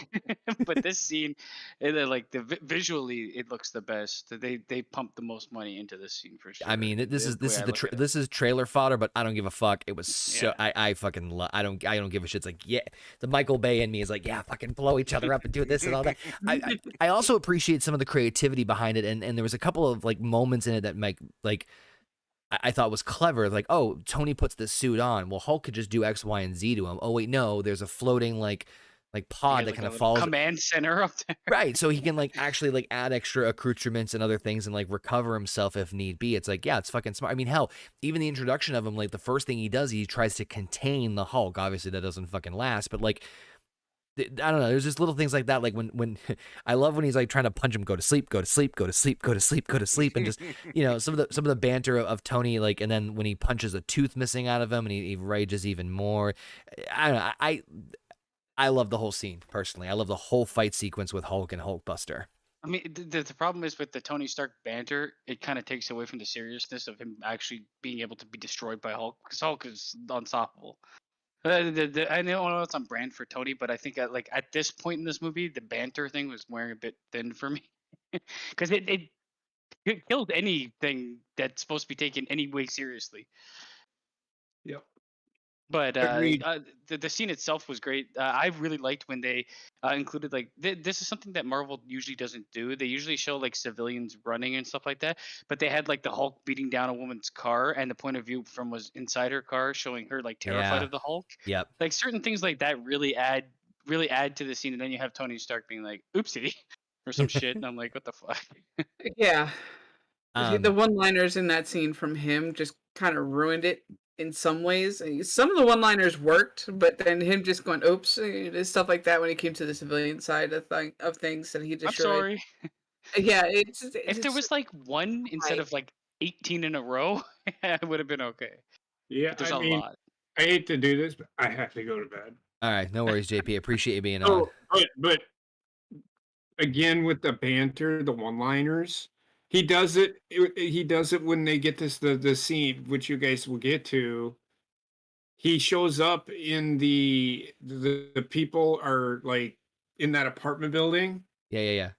and he looks and he goes, Hi. "Okay, you guys get in the bathtub." Yeah. Like what? Come on. Yeah, It just became overwhelming. It kind of took away.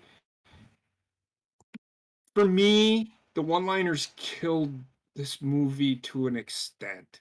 The action I do scenes agree. were good. The action scenes were good. There were too many of them, though. I will say that. I agree with that as well. The dialogue wasn't the greatest. It wasn't bad, but it wasn't the greatest, which made it not good, if that makes sense. I've always thought that Marvel's relied way too much on comedy. Yeah, There I have mean, been well, some the times Guardians they've of the cracked a joke, and I'm Galaxy, like, "You're taking me out of the movie here. Just right, give me right. good The dialogue." Guardians, yep. The Guardians of the Galaxy kind of needed it because Chris Pratt can pull it off while yet being serious.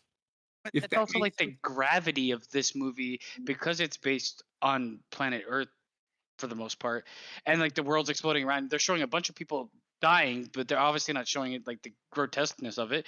And then you have somebody like joking and fucking multiple characters. Everybody turned into a jokester at some point.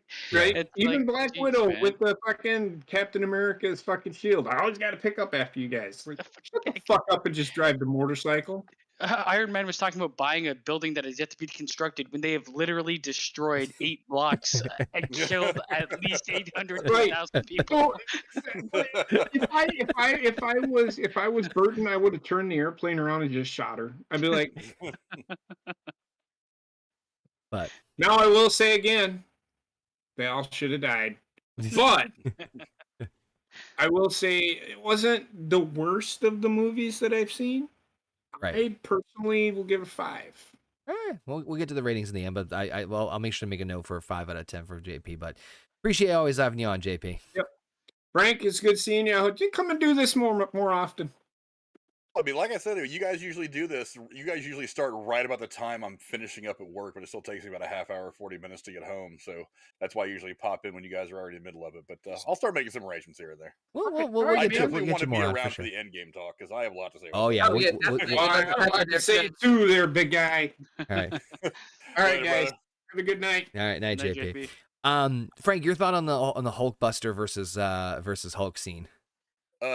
Giant nerdgasm. Yeah. Right. Yeah. Yeah, I mean, it's because that was one of the things that was most talked about going into the film before it was released. Is, oh my god, we're getting Hulkbuster, because it was like Hulkbuster, Planet Hulk. I mean, there were some of these things that people really, really, really wanted to see Yeah. in any form in this movie, and the Hulkbuster was one of them. Right. I thought the whole fight scene was pretty typical for Marvel stuff, Right. but it was still exciting and fun. Again, too many one-liners. I agree, because Marvel tends to rely too much on comedy when they shouldn't. Like he was saying about that scene with Black Widow, always having to pick up after you guys. The visual of her driving past that thing, going 80 miles an hour on a motorcycle, and just kind of scooping it up off the street would have been cool enough. But do you really need to add that little glib line that doesn't really do any good? But yeah, it's too much. But yeah, it is an interesting display of the Hulk. I mean, because he. One of the things I've always found interesting about the Hulk is he's not necessarily a good guy. It's just always the bad guys that piss him off to the point where he turns green. Yeah. So the fact that he has to now go toe to toe with his own teammates to stop him before he actually does something insanely stupid and kill 500,000 people in a small town in South Africa. It was a different dynamic, one that they haven't really explored much. I mean, in the standalone Hulk movies, they kind of do. But again, it's like it's always the bad guys that piss him off, so he beats them up, and then he goes and runs and hides until his heart rate goes down and he turns normal. Right. So you haven't really put him in a position where you have to stop him before he does something terrible until this point. And it's one of the things they ended up doing with the whole Professor Hulk thing in the last couple of films, trying to. I kind of ruined it for me. I mean, I liked the Professor Hulk thing. Ultimately, it was fun to mess with, but Yeah. I wanted to see Hulk in this form at least one more time. But they did it. They did big. They did it big time. They killed a city basically. So I mean, fuck. Yeah, I thought it was great to watch it finally and watch it in that form. It's completely unhinged, being like the ultimate terrible Hulk, and them having to deal with him. I thought it was fun to watch. Yeah. Here's my question though, because like literally, like the scene after this, they're in the plane going back, and she's like, "There's no arrest warrant for Banner." I'm like, "What? There's no arrest warrant?" She did say yet, and that there are whispers in the air. So I don't know why, and this is just me being a horrible human being. I fucking laughed my ass off when it's like he's in like the fucking Red Cross like blanket and just like curled up in a ball, and like you hear this shit go. I'm a fucking terrible human being sometimes, but I just love sick shit like that. It's like the guy's having like a fucking panic attack, and you hear this other shit. It's like, fucking shut up. But real quick, some love over in the chat. We got Jurgen joining us. TSS2 is in the house. What's up, TSS2? Bodo and Alpha also hanging out with us. Appreciate all you guys joining us in the chat very much so. Heather, did you get a chance? I'm not sure if I got your thoughts on the fight between Hulk and Hulkbuster. It was the best CGI controlled fight in this movie, hands down. Yeah.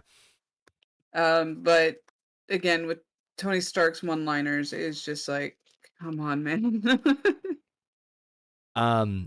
We of course see like terror in the civilians, and it went from like it was such a weird. This is why like it's kind of all over the place, because it's trying to show me like how like much of a this holds true to the end of the movie too. How much of a problem or how big of a disaster there is, and then it just flips the switch and did like some stupid shitty one-liner, and then flips right back. It's like you can't. I don't know what I'm supposed to feel. Right. So of course at this point, the Avengers like, we're fucked. This is all going to shit. So Barton decides to bring them to a safe house, which incidentally is actually his home, where he has a wife and 2 kids. Which aside from Natasha, one on the way as well. What's that? With one on the way as well. Yep. Which no one except for Natasha knew existed, and was able to. I love how Tony's like, that's another secret agent. Those are 2 smaller secret agents. But kept it under the secret, keeping it low radar, and off the grid while everything else is being dealt with. Like, rebuilding a city after 2 behemoths absolutely destroy the thing. So Thor, realizing that, hey, something's weird going on, something's up with this whole situation, decides to take off. I still love whenever he just throws the hammer up, and I know he's like holding onto the hammer and running off, but still fucking funny to me. To consult with, of course, good old Dr. Eric Selvig, who we saw, of course, from the most recent Thor: The Dark World, and of course from the first Avengers movie, on more about the meaning of the apocalyptic future he saw in his hallucination. Well, of course, Romanoff and Banner discussed the possibility of fleeing together after realizing their mutual attraction to each other, which we already butchered in much detail as far as that whole thing. I should have joined you in the shower. We should run away. Sure. There is one thing I did want to mention about the hallucination thing. So real quick. So Thor goes into this, and I can't remember the name of the area, but like the water of it, I can't remember the name of it, but like this like this area where he's like entrenched in water, where he's able to like look into future visions. So supposedly in the original script of this, there was supposed to be a much bigger scene with this and more diving into Thor understanding about the Infinity Stones, because I mean it sounds like he kind of already knew they existed. I would assume he would, because I know it's revealed later on what it really is, but the Infinity Gauntlet is seen in Odin's treasure vault, so it's kind of like he should kind of put 2 and 2 together as far as knowing them that especially if he's the future ruler of Asgard. Right, he should already. They should have cut out the romance and add it to this. so so obviously you got Thor having the quick vision of like seeing the ether, the tesseract, the orb from the Guardians of the Galaxy, and now the Mind Stones, to kind of seeing like the tease of like these other Infinity Stones coming in, but only seeing 4 so far. But and then of course we do see again another scene I personally liked in this movie was Tony and Captain's banter of them talking while they're doing the chopping of the logs. Yeah, and so this is another one like Frank was saying, like the crack between Cap and Tony, where he's like, isn't the point of trying to stop the fight so we can end the fight so we can go home? And Cap goes, every time that someone tries to stop a war before it starts, innocent people get killed. And it's like, yeah, that's in fact when they were revealing the title for Captain America: Civil War, that particular scene was like the lead-in when they brought Chris Evans and Robert Downey Jr. out to introduce it, which I thought was really cool. So a lot of like has the best lines in the entire movie. So, yep. Anyways. Yep. So a lot of things going on here. We have the forced romance, which we already talked about. The more dissension between Cap and Iron Man, and then the Thor random like meditation, or I don't say meditation because he was fucking screaming into a pond. But any thoughts on those kind of like hodgepodge scenes, for lack of a better term? I had one question. You know, like when Thor like goes to leave, he basically it looks like he's going back to Asgard, because like normally he could just fly to wherever. He doesn't need the fucking lights, but he ends up on another part of Earth. Well, he doesn't use the lights. Yeah, he doesn't use the Biofrost. He throws the hammer and flies off. Yeah. No, the lights come down. Not? Nope. Oh, I don't think I'm that's confusing it with the end of the movie. That's the end of the movie. Yeah. When he uses the Biofrost to go between realms is when you see that all that printing whatever on the ground. No, he just flies away. I'm gonna go see Eric. He's in Asgard now. Honestly, with how he was behaving in fucking Dark World, best acting in that movie. No, I don't give a shit. As for the rest of the scenes, I enjoyed the scene between Tony and Captain America. It was another good scene between the two. And this is where like with his like one-off lines where he's like, "Don't take from my pile" when he leaves. That's funny. That's all you really need. You don't need it in every situation. Yeah. But that was a good one-off. That little bit of levity in that heavy dialogue worked really well. Yeah, exactly. You gotta equal it out, but you have to have like one be more important than the other. And I did enjoy the fact that they gave Hawkeye something finally. Like he's got a life outside of everything. Yep. Hawkeye was done pretty well in this movie, maybe better than most of the other characters. They gave him a bit more, considering he never really had his own go at this point. Yep. Him up, but... Yeah, one thing I just want to mention too, since we're on the subject of Hawkeye real quick, I don't know if you guys noticed, huge character difference from this movie from the last Avengers movie. In my opinion, pretty significant difference. He was talking more quippy one-lines. I mean, everybody was at this point in the movie, but I felt like it was more of the laid-back Hawkeye character, more like a jovial, not totally, but more... more talkative, more like kind of, I guess, Tony Stark-esque as far as like the quippiness and everything. He went from like an agent to a person between the two movies. It definitely shows him a little bit more as the everyman, just like that. Yeah. Doing his job, that goes home to his wife and kids every day and stuff like that. Puts on his flannel shirt. Yeah, he's fleshed out a lot more in this movie than he is at anywhere else until he eventually gets his own series. But yeah, I really love the fact that they actually gave him some more depth and really established his character a lot more in this movie. Which, by the way, spoiler alert, love the Hawkeye series. Just throwing I that thought out it was there. fun. Wasn't Yeah. great, but it was I fun. haven't seen it yet. We'll get there, but Okay. I'm telling you, I think basically, I think you're gonna like it. But anyway, I mean, had there any thoughts on those like hodgepodge scenes there?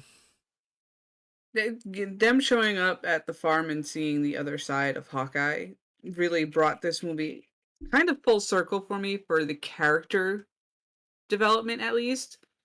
And just Thor getting that sneak peek into what is possibly going to happen was another really good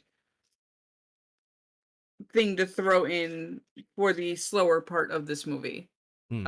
So it helps the story, but at the same time, that was more to help the characters than anything else, I feel. Yeah. Aside from I should have joined you. Yeah. Fuck off. Could have done without those scenes. Sun's But getting I've got to say that Linda Cardinelli is one of my celebrity crushes. I think that woman is just beautiful. I agree with you. I can't disagree with that. So They're all fucking beautiful in this movie. All the women. At this point, Nick Fury shows up because, sure, It's a Marvel movie. yeah, I was hiding behind this tractor. Yep. Because he signed a 9-movie deal, and you got to put him in somewhere, right? I will admit, I did love the line. Please don't bring it to life. Yeah, that was good. Yeah.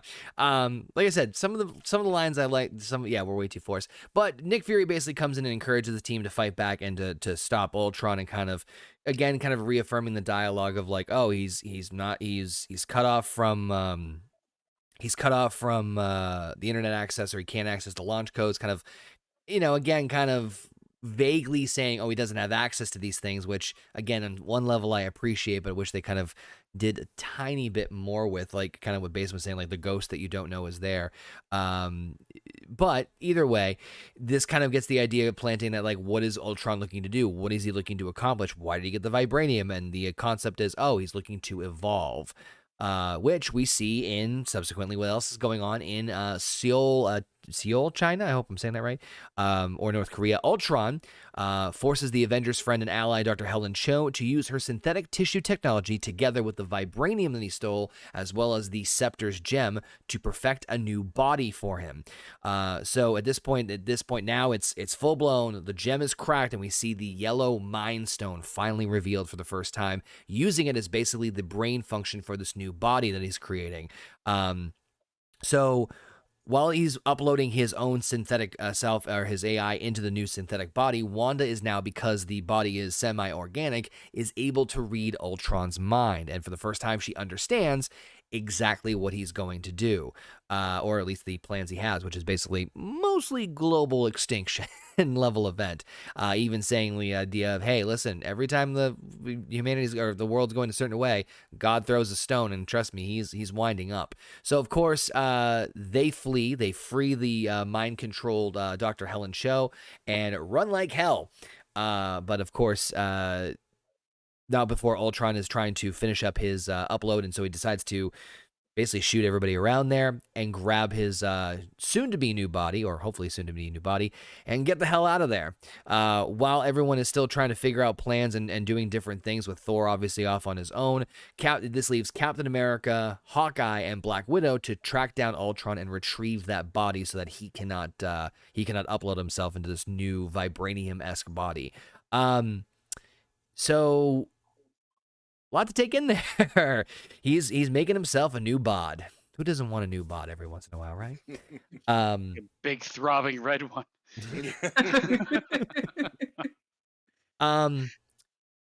So this is, I mean, we kind of obviously saw this coming as far as like the defection of, Wanda and Pietro from Ultron. Makes sense to me. I don't know about you guys. I mean, the story makes sense, but like, I think this is the problem with Ultron as a villain, and a lot of the Marvel villains. They never really get a win. They get a series of losses, and then they're handed the biggest loss, and when they just don't exist anymore. I mean, Thanos is the only one I can think of that gets a win. Maybe Loki does too. Loki does. Yeah. But Ultron is just nothing but L's, man. I'm the fucking Lizard King. You got to give him like one chance where it's like, oh my God, he's defeated us or something, and then they have to come build back up and go against him again, or else he's just running around taking L's. He does get a couple of women. Well, like the opening scene where you first see him in Avengers Tower, he certainly whips their ass there, and he certainly gets the win in that whole fight scene when he's getting the vibranium. I mean, you that's one of the interesting things. Interesting More scenes like in the movie to his team that gets the win. is that as they're flying away and you see Bruce Banner curled up on the blanket, those guys are beat. I mean, the Avengers got their ass handed to them. You can tell by the way they're sitting there. They're all hunched over, shoulders and heads down. I mean, they took the loss on that one. It just Now, didn't feel like that's it the came last from one him specifically. I don't know. It's just I guess it's because like I never really looked at the Ultron team as a team. Or a Because I- threat. Well, they're all Ultron though. I mean, just because they're different robots, they're all his. No, I conscious- mean like So- Scarlet Witch and Oh yeah, Quicksilver. yeah. Well, at the Because time, they're they kind were of on who this team. hands they're kind of who hands them the L. Scarlet Witch does. Yeah, but he still gets it in the end. Until, of course, they decide to jump ship and switch sides, and Semantics. But no, I get what you're saying, Frank. Yeah. So at this point now, we see that they're trying to chase down the truck. They're trying to chase down the car that has Ultron's soon-to-be new body in there. A little bit of chaos ensues. You're no match from Cap. Thanks, Barton. Where Cap trying to basically stops Ultron, does some hand-to-hand combat. JP's favorite line, I'm always picking up after you boys, where Black Widow helps and throws Cap's shield over. But long story short, after all the calamity that happens, Black Widow is captured by Ultron. But on the plus side, they do have now in possession the body that Ultron was going to use, as Hawkeye takes that back. While Cap is fighting Ultron on the subway, at this point we do see the Sokovian twins show up to, of course, aid Captain America in fighting Ultron. I kind of dug the scene where they're trying to stop the train from obviously going off the rails, and you see Quicksilver just like taking all the freaking people and moving them out of the way while Wanda stops them.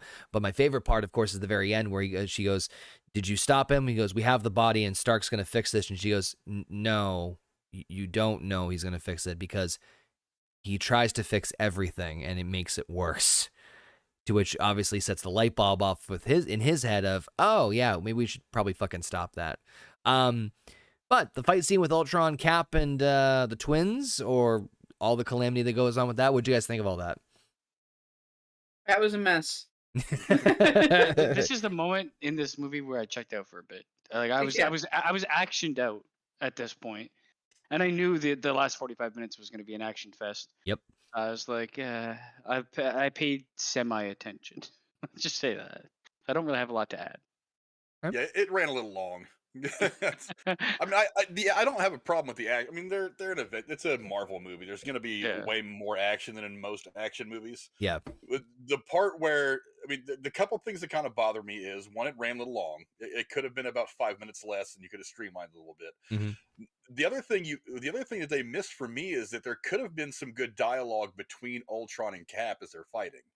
Agreed. Because one of my favorite things to see in a movie is the protagonist and the antagonist having a conversation. I mean, and I've talked about it a bunch of times on my channel, that diner conversation in Heat between Pacino and De Niro's That's the best part of the movie. Yep.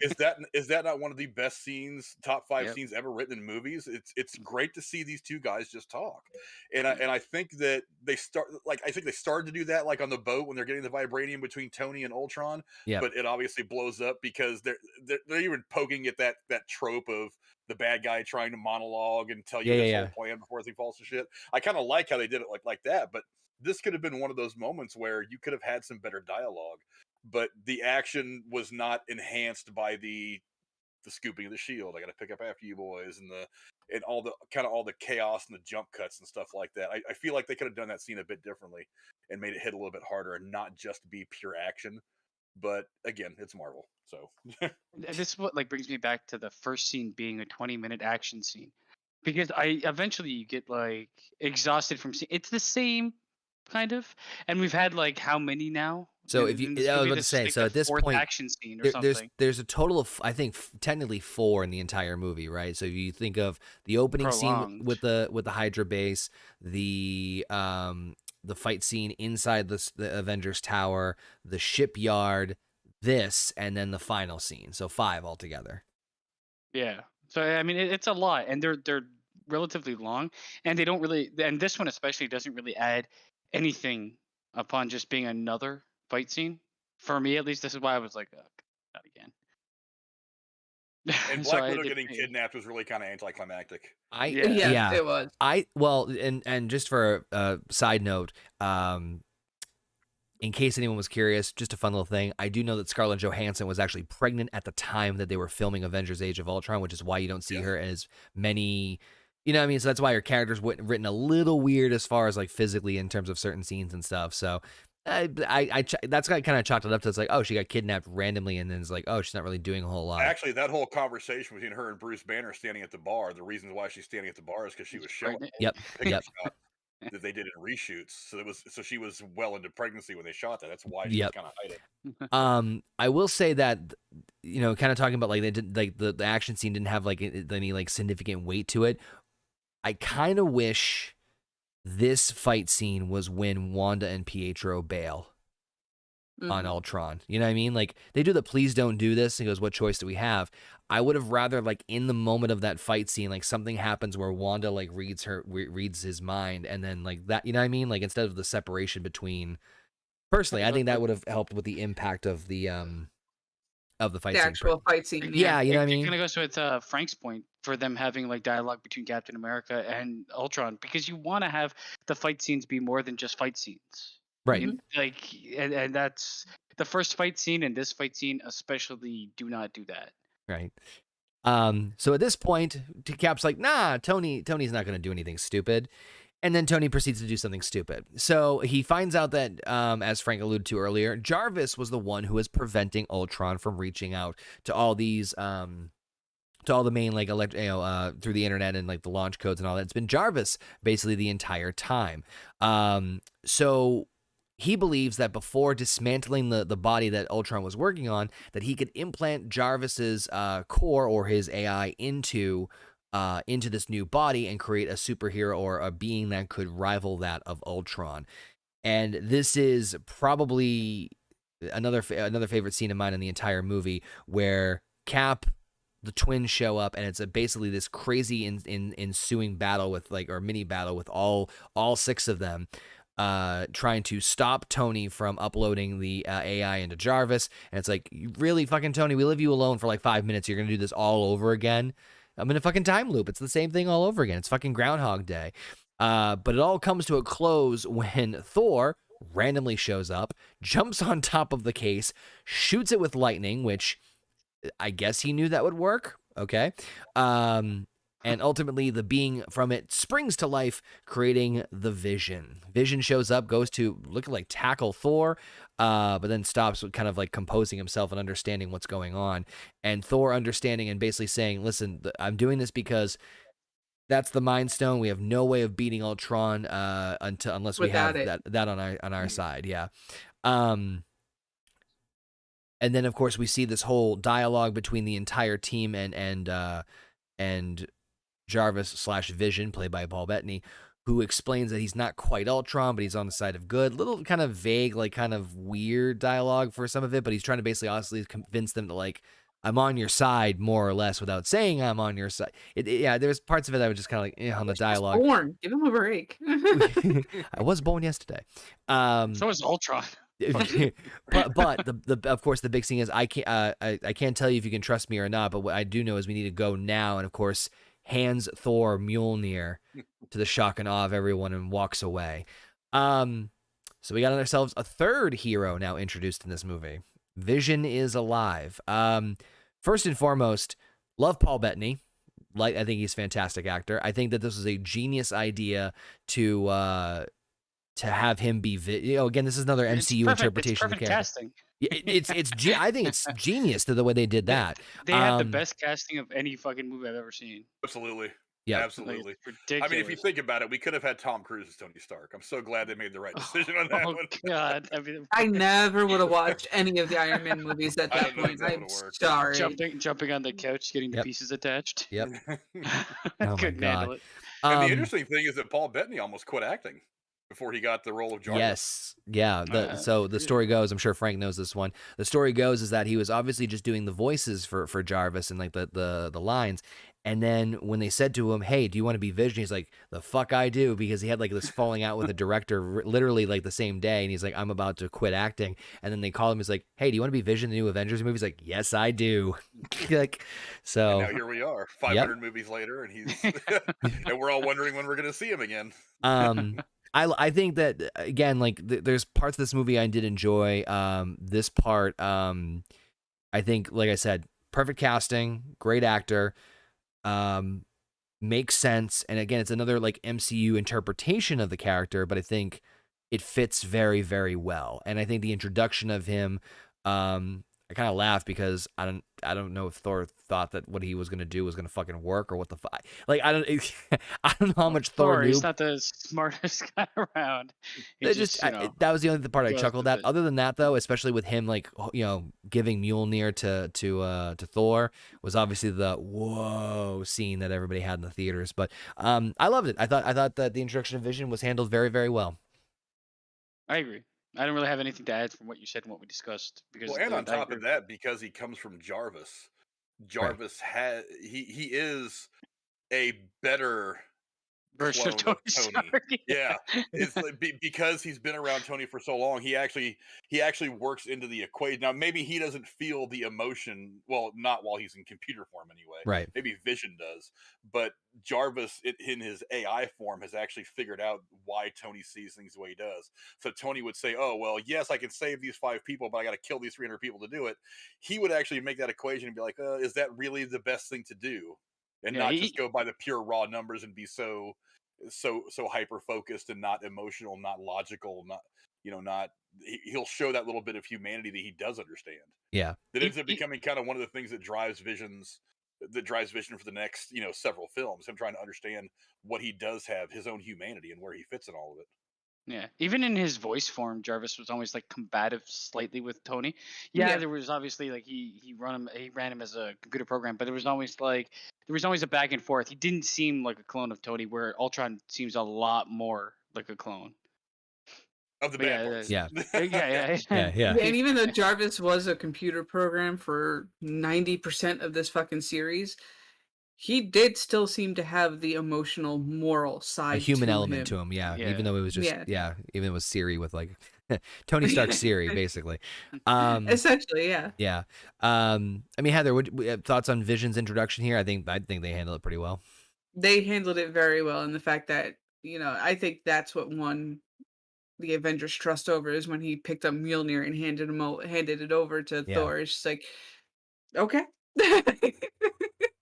Another payoff of a scene they did earlier. Exactly. So there's some good structure in this movie. It's just there's some not. It's entirely based on just the writing and some of the really bad CGI. And obviously, when I said at the beginning of this review that obviously it's the worst of the Avengers movie, mind you, there's only 4, and the next 2 ones are gonna be fucking insane. So the first one was really good. So well, right. So it's kind of like the worst of these ones. Good movies. Right. Yeah. Exactly. So. At this point, the plan now is that we know that Ultron is in Sokovia, and they end up finding exactly where he is. And they're basically they're like, okay, the plan is we got to go in there, take out Ultron, figure out what's going on with this whole thing. We need to make sure we eliminate every single drone. Iron Man says, I got the first crack at the big guy. And I did love the, it's me is after. That's true. He does hate you the most. He does hate you more. So they make the plan of attack. Obviously, their plan is to get as many people from Sokovia out of the way so they're not in the line of fire. They do, of course, essentially recruit Wanda and Pietro to be part of the team and start to make an effort in order to go after Ultron. While Iron Man is looking around through them as they all land on Sokovia, Thor's trying to figure out what the heck's going on. Everyone's kind of like, all over the place trying to help get civilians out of there. That is when Ultron himself shows up with his vibranium cocktail to kind of go over and kind of stall as well for his plan to eradicate the planet, which was very interesting because he obviously talked about this when he was talking to the twins earlier about the dinosaurs and the meteors. There's just something about it that seems very like interesting, where it's just like a meteor hits and bam, and he was seemingly recreating that with Sokovia. So the plan was to launch Sokovia all the way up and then drop it all the way down to Earth and have, which, I mean, I don't know how high he was planning on having the fucking thing go, but I mean, yeah, that could, I don't know if it was a global extinction event, but shit, he would eliminate a very good, large proportion of the Earth. But while this was all happening, obviously, Bruce, because of course it's Bruce, frees Natasha, and she's like, I need the other guy, pushing him down a fucking pit. Nothing says I love you what I really attracted to you more than fucking doing the This Is Sparta, pushing your fucking love interest down a goddamn pit. But of course, Hulk Rex is here, and then of course, jumps on up, and the battle ensues. What's that? She kissed him first. Yeah, true. She gave him a little something. Jesus Christ, though. Just in case it didn't work, she kissed him first. So at this point now, I'm not going to go into specifics because there is all sorts of fucking craziness going on. So obviously we have like, there's a couple of like more, pivotal scenes. We do see obviously the likes of like Cap's line, if you get killed, walk it off. We see Hawkeye giving like a rousing speech to Wanda, be like, you walk through those doors, you are an Avenger. And with Bo. Some shit. the planet, the area's flying. We're fighting an army of robots, and I have a bow and arrow. None of this makes any sense. I'm like, self-aware. All right, perfect. This is fantastic. But and obviously Ultron launching all of his different drones to attack, and the Avengers doing all sorts of craziness and calamity in between. So we do see Vision shut out Ultron, so he like locks him out from any sort of internet escape or internet access to like escape from the battle. And I do love the scene where you see Vision's like or Thor's like being held by choking, and he's like, I am Thor of Odinson and I'm running out of things to say, are you ready? And then Vision just fucking cracks him with fucking Mjolnir. But this is like the big huge fight, or part one anyway of the fight scene. Any takeaways from this as far as like the big, like so far the dramatic scene with all the fucking bots and Sokovia and just shit hitting the fan? Hawkeye stealing Tony Stark's lines. Yeah. Yeah. It also runs the trope that like is so prevalent in these fucking films, man, of like the mobs of small creatures that will never have a chance of doing anything, but always show up. Like, Yeah. I'm so tired of like every single superhero movie. It's like you got the big bads, but you also have 1 trillion robots or little aliens or fucking people that look like blackberries in fucking Suicide Squad, the original one. You always have to have it. Like, it's obviously like they want to have them defeat things on mass scale, and they can't be humanoid for the most part, or humans, because they can't get away with the rating. So they make them robots or aliens. But it's just so like, I've seen this. I've seen this. I've seen this. And it kind of devolves into just the same thing I've seen a million times. I thought it was a little busy. It was way too busy. I mean, everything going on, and you got them all off in their separate areas doing things separately. And it's just like you're trying to keep up with all of it. It's just like, God damn it, enough. I think it would have been better if it had been just Ultron fighting all of them and Ultron whooping their ass for a little while before they finally get the advantage on them. I actually agree with that very much. Yeah, I think. I mean, I really like the fact that him and Vision went head to head, because I feel like that was the whole point of Vision anyway in the film, was that none of us even together are really strong enough to beat this guy in the end. We need somebody like Vision, and that's why they decided to go ahead and charge him up and send him out there in the battle. So I kind of like that, but at the same time, it's like they spent all their time fighting minions. Go after Groot. You know what I mean? That's where the problem lies, not the minions. No, you get a point. It was a little busy. Again, I think they could have nipped about 5 minutes off that final fight scene and made it a little smoother. But I mean, I get it, because ultimately it was going to have to come down to him and Vision. So right. So you know what though? Like this, and I think this is the problem. But this wasn't too far removed from Iron Man 3 in terms of like time frame, and it reminded me a lot of like the bot fights and shit like that. Oh yeah. In my honest opinion, though, if you're gonna have one of the big bads use like robotic minions or minions in general, it kind of makes sense for Ultron to have that, because he's a robot and mass-produced other robots technically, right? But it just, I don't know. They did it the movie before, and they did it in Iron Man 3, and they'll do it in every fucking movie ever made moving forward. I think though I'm kind of agreeing with Frank in the terms of like if anything for the final fight, do it throughout. I mean, plus, I mean, Jesus Christ, how many bots did they really mass produce? I mean, good lord. Like, where are they getting these materials from? Actually, he controlled. How much fucking vibranium did tank he and actually shit. get from Ulysses? Well, the I don't think the bots were made of vibranium. No, yeah, they're just you know, he regular. was, The but one Prime was supposed to be made of vibranium. But- the one that he but was I agree that after. like having them just constantly fight drones after drones after drones after drones after drones, it's like becomes boring. it not And only the becomes second boring. Captain America ballerina twirl for no reason. Well, no, it just yeah. It just takes away from the power of Ultron, basically, like in terms of like him on his own singularity, which I do agree with. That's actually an excellent point. So at this point now, they're fighting. We do the whole is that the best you can do? Ultron brings everything in, and it's a giant fight as they're trying to protect. No, this is the best I could do. Yeah. Die immediately. They're trying to protect the center, because if Ultron does activate the or deactivate the jets, then at that point it means that the Sokovia is going to drop, and human level extinction event is right around the corner.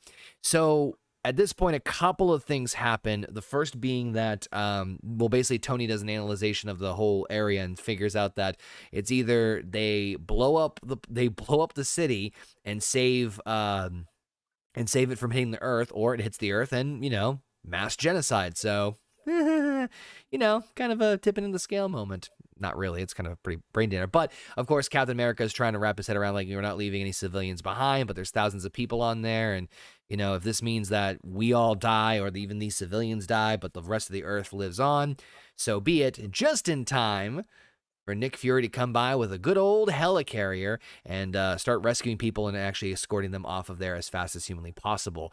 Meanwhile, Ultron, who was trying to fight off the Avengers, does get blown up a little bit, or melted a little bit, from a combination blast of, I think it was Thor, Iron Man, and Vision's Mind Stone. Yeah. So doing a little bit of damage to Ultron. He retreats, but Ultron steals a Quinjet for reasons I still don't fucking understand why, but other than maybe he was like super damaged, and starts trying to pick apart certain members of the Avengers by flying and basically shooting them down. The first one of note is that Black Widow was trying to calm down the Hulk, but that got obviously she got cock blocked by Ultron. And then the second one being where Hawkeye goes to rescue a left-behind child before her mother departs on one of the lifeboat there. And as he's trying to rescue the child, he's about to get shot down, but gets moved at the last second from none other than Pietro, who said, "Bet you didn't see that coming," but his body riddled with bullets and collapses as he is now dead. I cried so much. How much did you cry? I didn't give a shit. Like, they didn't create a character. Like, it was this movie has a lot of hollow points. I mean, and he took a lot of them. Quicksilver's death. Yeah, Quicksilver's death is kind of like, on one hand, I'm like, I don't really care because they didn't, he just introduced, but at the same time, I'm like, shit, I feel like there's so much they could have done with him, but I'm sad to see the character go, but not that character. Right? Yeah. You know what I mean? Yeah. But I mean, what did you guys think of everything at this point? I mean, there's again a lot more fight scenes. Ultron's now flying a jet, and all that shit's happening. And Quicksilver's death. It was just another mess. That was good stuff. It was just it was an extension of the last scene. Like a lot of the same shit still going on. The obviously they got to get the Marvel shots of like they the 360 cam. Book, yeah, 360 cam, or like the team ups. As far as the Quicksilver dying, I didn't like. I liked the character. I wish they did more with the character, but I didn't have it. Had zero emotional weight. Thank you. I couldn't think of the phrase. It didn't have the emotional weight that I think they were trying to portray it, especially with Wanda, like doing the slow-mo cry. He basically had a pull string as a character, and he would just say the two lines, and that's it. Bullshit. I bet you didn't see that coming. you need time to get attached to a character before Yeah. their death can be meaningful. Yeah, Yeah. we were just And introduced to this guy, and he was hardly introduced at all. yeah, So, yeah, it didn't but really hold me. now it's obviously an emotional thing for Wanda. I mean, you see her reaction that she just somehow knows that her brother has died, and then a But the bunch of her power audience, shoots out and it kills everybody. But for the audience, we haven't really gotten used to this guy even being in the picture yet. So Right. it's like, I think it's like, you found a cool snake that you want to keep as a pet, and then 5 minutes later you take it in the house, your dog jumps on it and kills it, and you're like, well, am I really emotionally attached to this thing that I wanted to keep as a pet? I had it for 5 whole minutes. It just didn't. Again, like you said, I agree. There was a lot more they could have done with the character over time, and killing him at that point would have made his death a little more significant. yeah. Now, I understand what it does for Wanda, because with her entire progression through the MCU from where we see her in this movie when we first get her to now, she's a very broken person. So a lot of Oh it's yeah. building where a lot of it's building where she eventually goes. So this is just the second really big significant thing that breaks her psychologically and emotionally. But obviously her parents dying and the whole bombing thing. But yeah, I wanted to enjoy the character, and I just didn't have time. It's like he's in there, he's making his one-liners, he runs fast. I'm like, okay, I get it, and he's obviously got a deep connection to his sister, but I never really got a chance to again kind of flesh him out the way that we finally got Hawkeye fleshed out, the way that you built his character up a little bit to make him significant. He just wasn't a significant character. Yeah. no. I think they were trying to do it. this more for shock value than emotional brevity. You know what I mean? But you can't shock the audience by killing a character that nobody knows. No, Yeah. I'm not saying it was successful. I'm just saying I think that's what their I'm just saying I think that's what their intentions were personally anyway. It would have had the get same it. effect if they'd have killed the janitor at Avengers headquarters. It's like, we don't know this guy. We're not attached to him.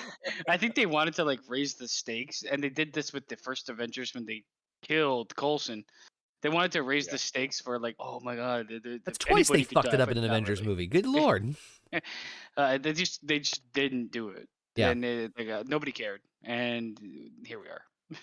But that's the thing. That's what I'm saying is, like, when Coulson dies in Avengers, it's like we've seen him over a couple of movies. And I still We've didn't got- care. We've gotten attached to him as viewers. So, I mean, at that point, we had him in pretty much, I think, every movie in the MCU in some small facet. So he's Yeah. become Yeah. a part of the world. Whereas this guy, we've had him for a couple hours. The first half of the movie, he doesn't even say much. He doesn't have much dialogue. So it's like we haven't really gotten a chance to get attached to this guy at all. He doesn't even turn into a good guy until like 5 minutes before he dies in the movie. So it's like I'm not really attached to this guy. It's like his death is like meh. Whatever. You could build an emotional attachment with a character in a single movie. It's fine. You don't need multiples, but they just didn't do it in this. There's too many cooks in the kitchen. There's too much in this going movie on to actually do that. Yeah. There's too much going on. Yeah. So obviously, this creates a moment where where Hulk puts Black Widow onto the Quinjet or the helicarrier for safety. And then, I'm not gonna lie, fucking funny as hell. Fucking jumps up from the helicarrier into the Quinjet. You hear, "Oh, for God's sakes!" And he throws Ultron out of the Quinjet. I don't give a shit. That was funny as hell. It was funny. and he crashes onto the planet, or not on the planet, onto Sokovia. And Wanda, in her grief, finds Ultron and abandons her post guarding the center console in order to rip out Ultron's heart and crush it, which I just obviously Robotic fantastic heart. symbolism. But of course this leaves a drone to, of course, to activate the Does he center ever have console. to charge? What's that? Ultron. Does he have to charge? Yep. He's a robot, right? Mhm. Like He needs an iPhone charger in order to. Yeah, he plugs into a USB cord every night when he's sitting around. USB-C. Yeah, He's sitting at home USB-C. Do you have a watching Agents of connector for S.H.I.E.L.D. plugged this? into the wall. Do you have an adapter? I'm about to die. So Hulk's now on the Quinjet. Everyone is off. The island drops, but Wanda's still on there. And I completely forgot about the scene, to be completely honest with you. Just as Thor and Iron Man are about to blow the entire island or the entire country of Sokovia, Vision comes in literally at the last second, grabs Wanda almost like a fucking angel, and then It comes gets in the like a Harlequin romance novel. Yep. Just takes off. Well, I mean, given their history in the comics, I guess it kind Yeah, of makes sense. I mean, that's yeah, where I- they started. I get kind that. Of, kind of establishing their relationship. So Just funny the way he did it. I know, Yeah, it was like, Like Fabio on the cover of one of those dirty books. Oh God, now you're gonna give the internet ideas. No, I'm sure that's already out there. I'm pretty sure it is. Yeah. Hit in the head with the bird. Okay. So rescues all that, so we kind of have everybody kind of pretty much safe, and Sokovia, you know, breaks apart.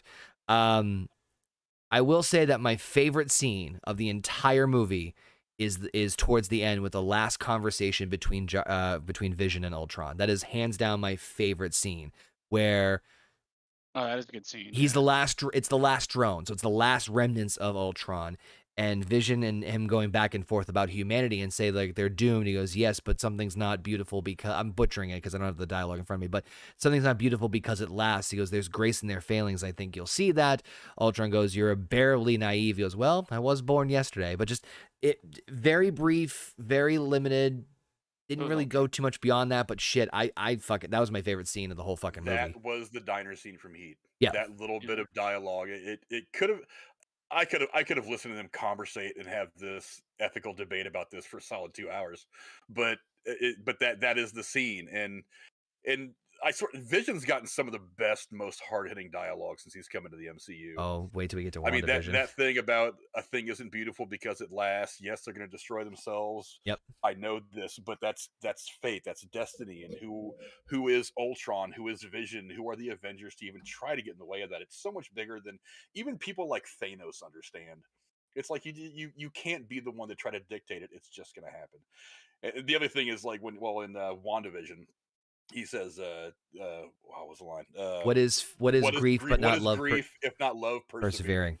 It's like he gets some of these lines of dialogue, and I'm like, oh my god, you hit me right in the chest when you say. Yeah, it's just like, god damn it, like stop catching me off guard. He delivers the British accent, the way he delivers it. I mean, he's just so amazing. Some of the dialogue they've given. Just wish he'd swoop down and pick me up. There's our next thumbnail. Why didn't he Photoshop escape the shit out of that? Why didn't he escape into the internet? Bad reception?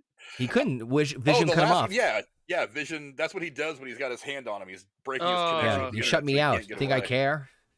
Okay. My only issue with that scene is I almost feel like it would have been better if Wanda would have done it, because it's like you have that scene in the train earlier where she rips his heart out, but it takes away from it. You take away from that scene a lot when you realize that she's not the one that actually kills Ultron. It's actually Vision. Now, don't get me wrong. I love that scene. I love the dialogue, but I feel like that you make the scene on the train a little less poignant when you plug that scene in with Vision. Yep. I think if they gave more of the movie to her, I could agree. But they don't really give much of the movie to either of them, and yet they are the finality of the villain. Well, the only thing I'll say to this is I agree that it does take a little bit away of the weight of what Wanda does, but bigger scope, that she doesn't give a shit if she lives or dies. She just wanted to hurt Ultron, and so it was the symbolic, I'm ripping your heart out your chest like you did to me with my brother. And on the flip side of that, from the way I looked at it from the movie, Vision, Jarvis, is the polar opposite of Ultron. So to have them be the finer to life, right? So to have them to, do that. I mean, that's kind of that's why I didn't mind it as much. But I get your point, Frank. But Heather, your thoughts on that like final dialogue scene with Vision and Ultron there? I don't think Wanda would have been able to stop Ultron from connecting to the internet, because that's more the binary side of him and not the human side of him. Right. So for that, it would have had to have been Vision either way to stop him from connecting to the internet and running away again. Right. But that again, it's not even just the line of "I was born yesterday," or or I think that is what got me was you're afraid. You're afraid of dying. This robot is afraid of dying. Yep. It's just like, oh shit, that takes it to a whole different level. Yeah, it's got that heavy dialogue to it. It's just like, wow, I'm kind of surprised it went there. Also, the setting was great.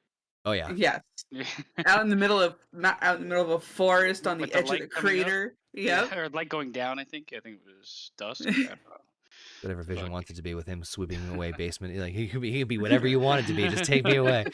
Hey, hold me in your manly yeah. arms, Bettany. So at this point, Hulk's on the Quinjet, and they can't track him because it's on stealth mode. Black Widow tries to get him back to fly the ship back around, but he just shuts the comm off. And I'll tell you right now, if I ever hung up on my wife like that, I would need a Quinjet to get away from her wrath. I wouldn't want to be found either. Yeah, seriously. This also is like curious to me because he's in Hulk form at the time. So I was so curious as to like, at what point in time does he have what control? I think they go a little bit of explanation in that in the Thor Ragnarok movie, but I don't think they go into enough detail about it. I get what you're getting at, because He basically acts like Banner, but he's Hulk. Yeah. In this moment. we'll get there. I mean, it's the transition to him. Yeah, I being was gonna say it's a both at slow one time. merger of yeah.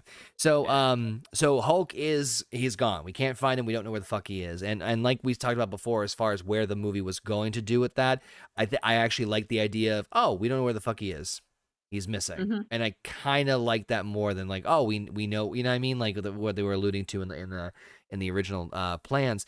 Meanwhile, Tony is now converted into a new base for the Avengers, of course, showing the likes of Nick Fury, Maria Hill, Cho, Selvig, all of them kind of down. You know what I'm saying? What's that?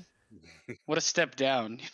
They went from like this huge building in the middle of New York to like this training Field. facility. Yeah.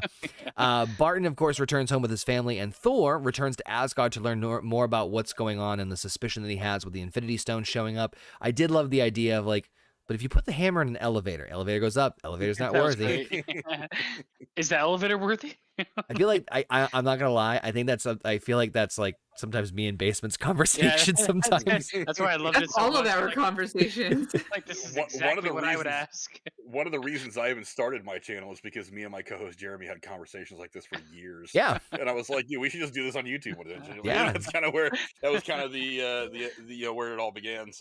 So Stark leaves to have Captain America lead the new team of Avengers, which consists of course, War Machine, The Vision, Sam Wilson, aka Falcon, and Wanda.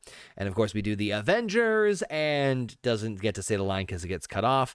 And of course, the big moment, the mid-credit scene where Thanos, dissatisfied by the failures of his pawns, opens up a vault with the Infinity Gauntlet, puts it on, and says, "Fine, I'll do it myself," to end the movie.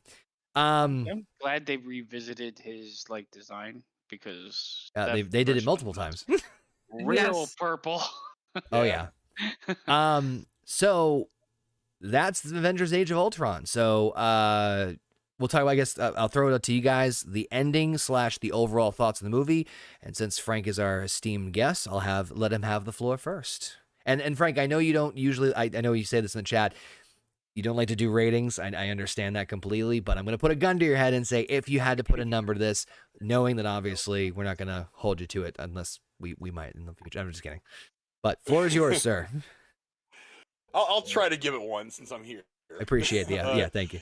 But ultimately, like you said, it is the worst of the Avengers films, but relatively speaking, it's still really damn good. I mean, I personally think that the standalone films that I've never really hit with me are the Thor films, but they're still really, really good. I still really enjoy watching them. A lot of really cool Easter eggs. Actually, one a lot of people miss, and I was reading about it today, and it hit me. I was like, "Oh, that's right." Is when they're doing the whole game of trying to lift Thor's hammer after the party that night. The reason why Black Widow says, "No, that's a question I don't need answered," is because in the one of the editions of the What If comic, Ultron actually kills Thor, and Thor pulls some kind of magic out of his hat right before he dies, saying that Mjolnir can only go to the person that's worthy, and the person that was worthy is Black Widow. So, yeah. So that was kind of a funny thing where she says, "No, I don't need the answer to that." It was kind of a nice little wink to the comic books. But yeah, again, I don't think it was quite the Empire Strikes Back of the series, but you see how vulnerable they are, not just to the outwardly issues that could come at them, but to their own ideology, to the fact that as much as they've been working together, they are still not quite the team they need to be to ultimately finish this whole thing off and fight somebody like Thanos, who they don't, at this point, they don't quite know who's coming yet. Right. Excuse me. But Yeah, ultimately, it was a good movie. A few holes, but again, it's like I said earlier, it's a stepping stone film. It's one of those films that needed to happen to put the pieces in place for the final push towards what we would eventually see in Endgame. Uh, if I'm giving it, I don't know. JP says 5. Is that? I'm assuming that's not 5 stars. I'm assuming it's 5 out of 10. Yeah, 5 out of 10. Because Yeah. JP never rates anything higher than a 5. I'd give it a solid like 7. All right. Again, some editing things that I would have done a bit differently. I would have taken a little more time and fleshed out Pietro to make his death. You really just not killed him. I think it would have been fun to have played with that character a little more and fleshed it out before killing him. But I mean, yeah, I'd give it a solid like 7. All right. Fair enough. I also this just popped in my head. I meant to mention this earlier. He's fast enough to move him out of the way, but wasn't fast enough to avoid the bullet. I don't know. The power scaling's fucking weird. Again, suspension of belief. He's not here to defend himself. Maybe he just decided for the movie. Maybe he just decided to take the bullets. That's my thought. You didn't see that coming? He had to die a hero too. I mean, so that's what the hero does. He puts himself between the bullets and the good and the innocent people. So there's a visual there that makes sense. That kid better go on to cure cancer or something. You better, damn it. You better go on to be the next Iron Man or the next Quicksilver. You didn't see that coming, did you? Maybe he turns into a mutant. You never know. Oh, He's God. gonna turn into the villain of like Avengers 17. Heather, the floor is yours. Your thoughts on like the end or the overall thoughts on the movie and your rating on Avengers: Age of Ultron. The end. Age of Ultron was one of those movies where it's just like, did we actually really need this movie? It's the ending of this movie was just such, I feel, a rushed mess. But overall, I'm with JP. I'd give it a 5 out of 10. Probably the lowest rating out of any of the movies that we have left so far that I will give. It's just, was there any conversation? Oh yeah, the conversation with Ultron and Vision at the end kind of helped it get back up, but it's this movie just felt like it was too much. It was rushed in some areas. It got slowed down in other areas, and it's just like, did the writers not know what they wanted with this story? Possibly. I'll throw it over to Basement. Basement, your thoughts on Avengers: Age of Ultron? What would you rate it? I actually think part of this movie should have been Iron Man 3. A lot of the setup I could see that starts with Ultron should have, because Iron Man 3 was a piece of shit. and I mean, they could have laid so much groundwork in Iron Man 3 for Ultron. They might not have like fully realized him, but maybe it could be an end credits scene. Like you could have even done the end credits scene of Ultron like realizing itself and then lead that into the Avengers. Not the Jarvis scene, but just Or realizing even him that like Ultron is making like the thing. blueprints for it. Or something like Yeah, that, right? You would have cut a lot of time off of this movie that could be used to better develop the twins, because there's too much happening in this movie where nothing feels fully realized, and it's shown because everything could have used more time, more breathing room. The twins, the love story, if they wanted to include that, and Ultron as a villain in general could have used more time. Yeah.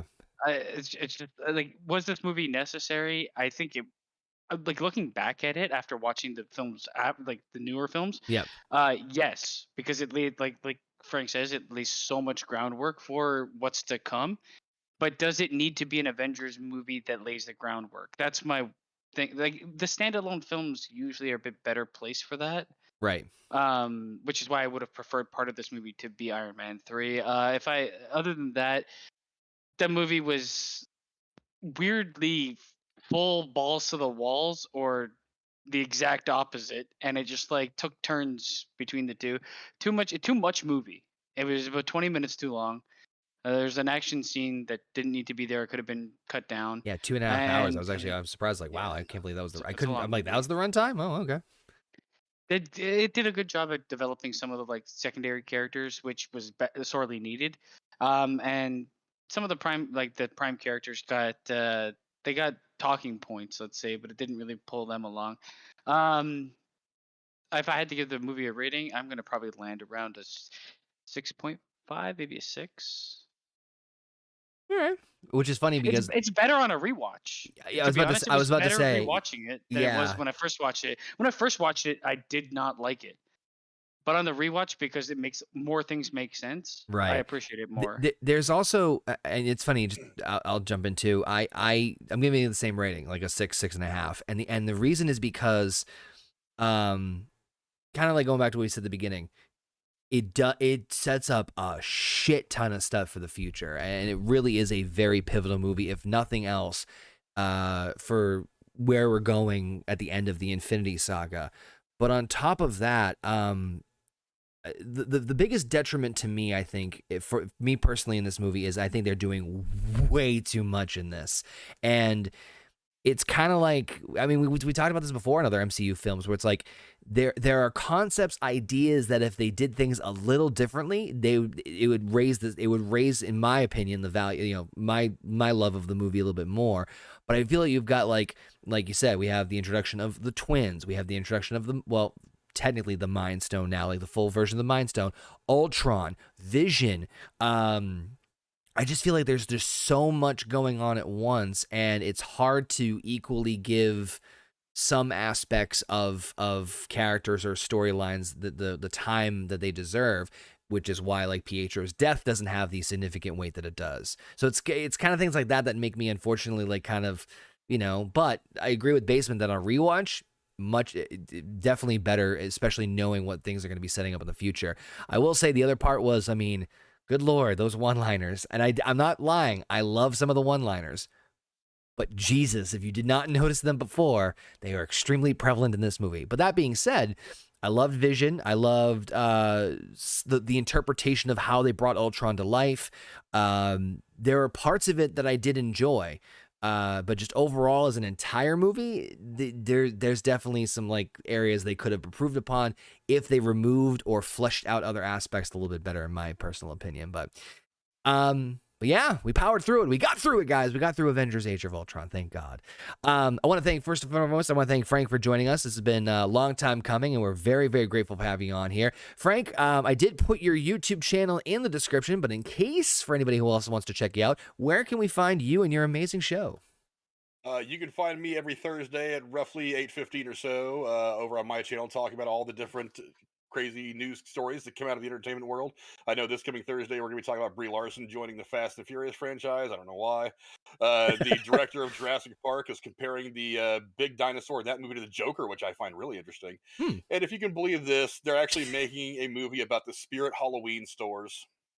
Ooh. What? Not only are they making the movie, it's already been filmed. Oh It's my coming God. down. It's got Christopher Lloyd It and Rachel does. Lee Cook.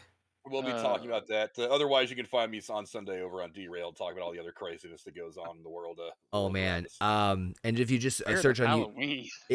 I'm not gonna fucking lie. I really want to watch that now. I don't give a shit if it's a piece of shit. I need to see that movie. If anything, like Wally's World, we'll have fun watching it. That was You know what, if it's like that, or like Willy's Wonderland, that one with Nick Cage. If it's something like that, then maybe. But I've already read the plot, and it sounds like something straight out of like Nickelodeon. Oh But God, yeah. We'll Yeah. go over it. We'll go over it. Um, You guys wanna come check it Want to out. obviously thank everybody who joined us in the chat live here on the channel. I want to thank, of course, the wonderful Heather and Basement for joining me as well. Guys, any last minute thoughts before we wrap up? What's the next movie? You ready for the next movie? You ask that every week. Yeah. You want our final thoughts first, and then he reveals the movie. Yeah. It's the dramatic, like, tune in next week, fans. So I guess I'll just wrap it up then. So thank you all for tuning in. Appreciate it. As always, make sure you subscribe to the YouTube channel, youtube.com/hornygoat. Join us next week right here on the Marvel Roundtable live Monday as we finish up. That's right. We're going to be finishing up Marvel's MCU Phase 2 with a movie that nobody saw coming. And sometimes you can't because he's just so damn small, as we talk about Paul Rudd joining the MCU in Marvel Studios' Ant-Man.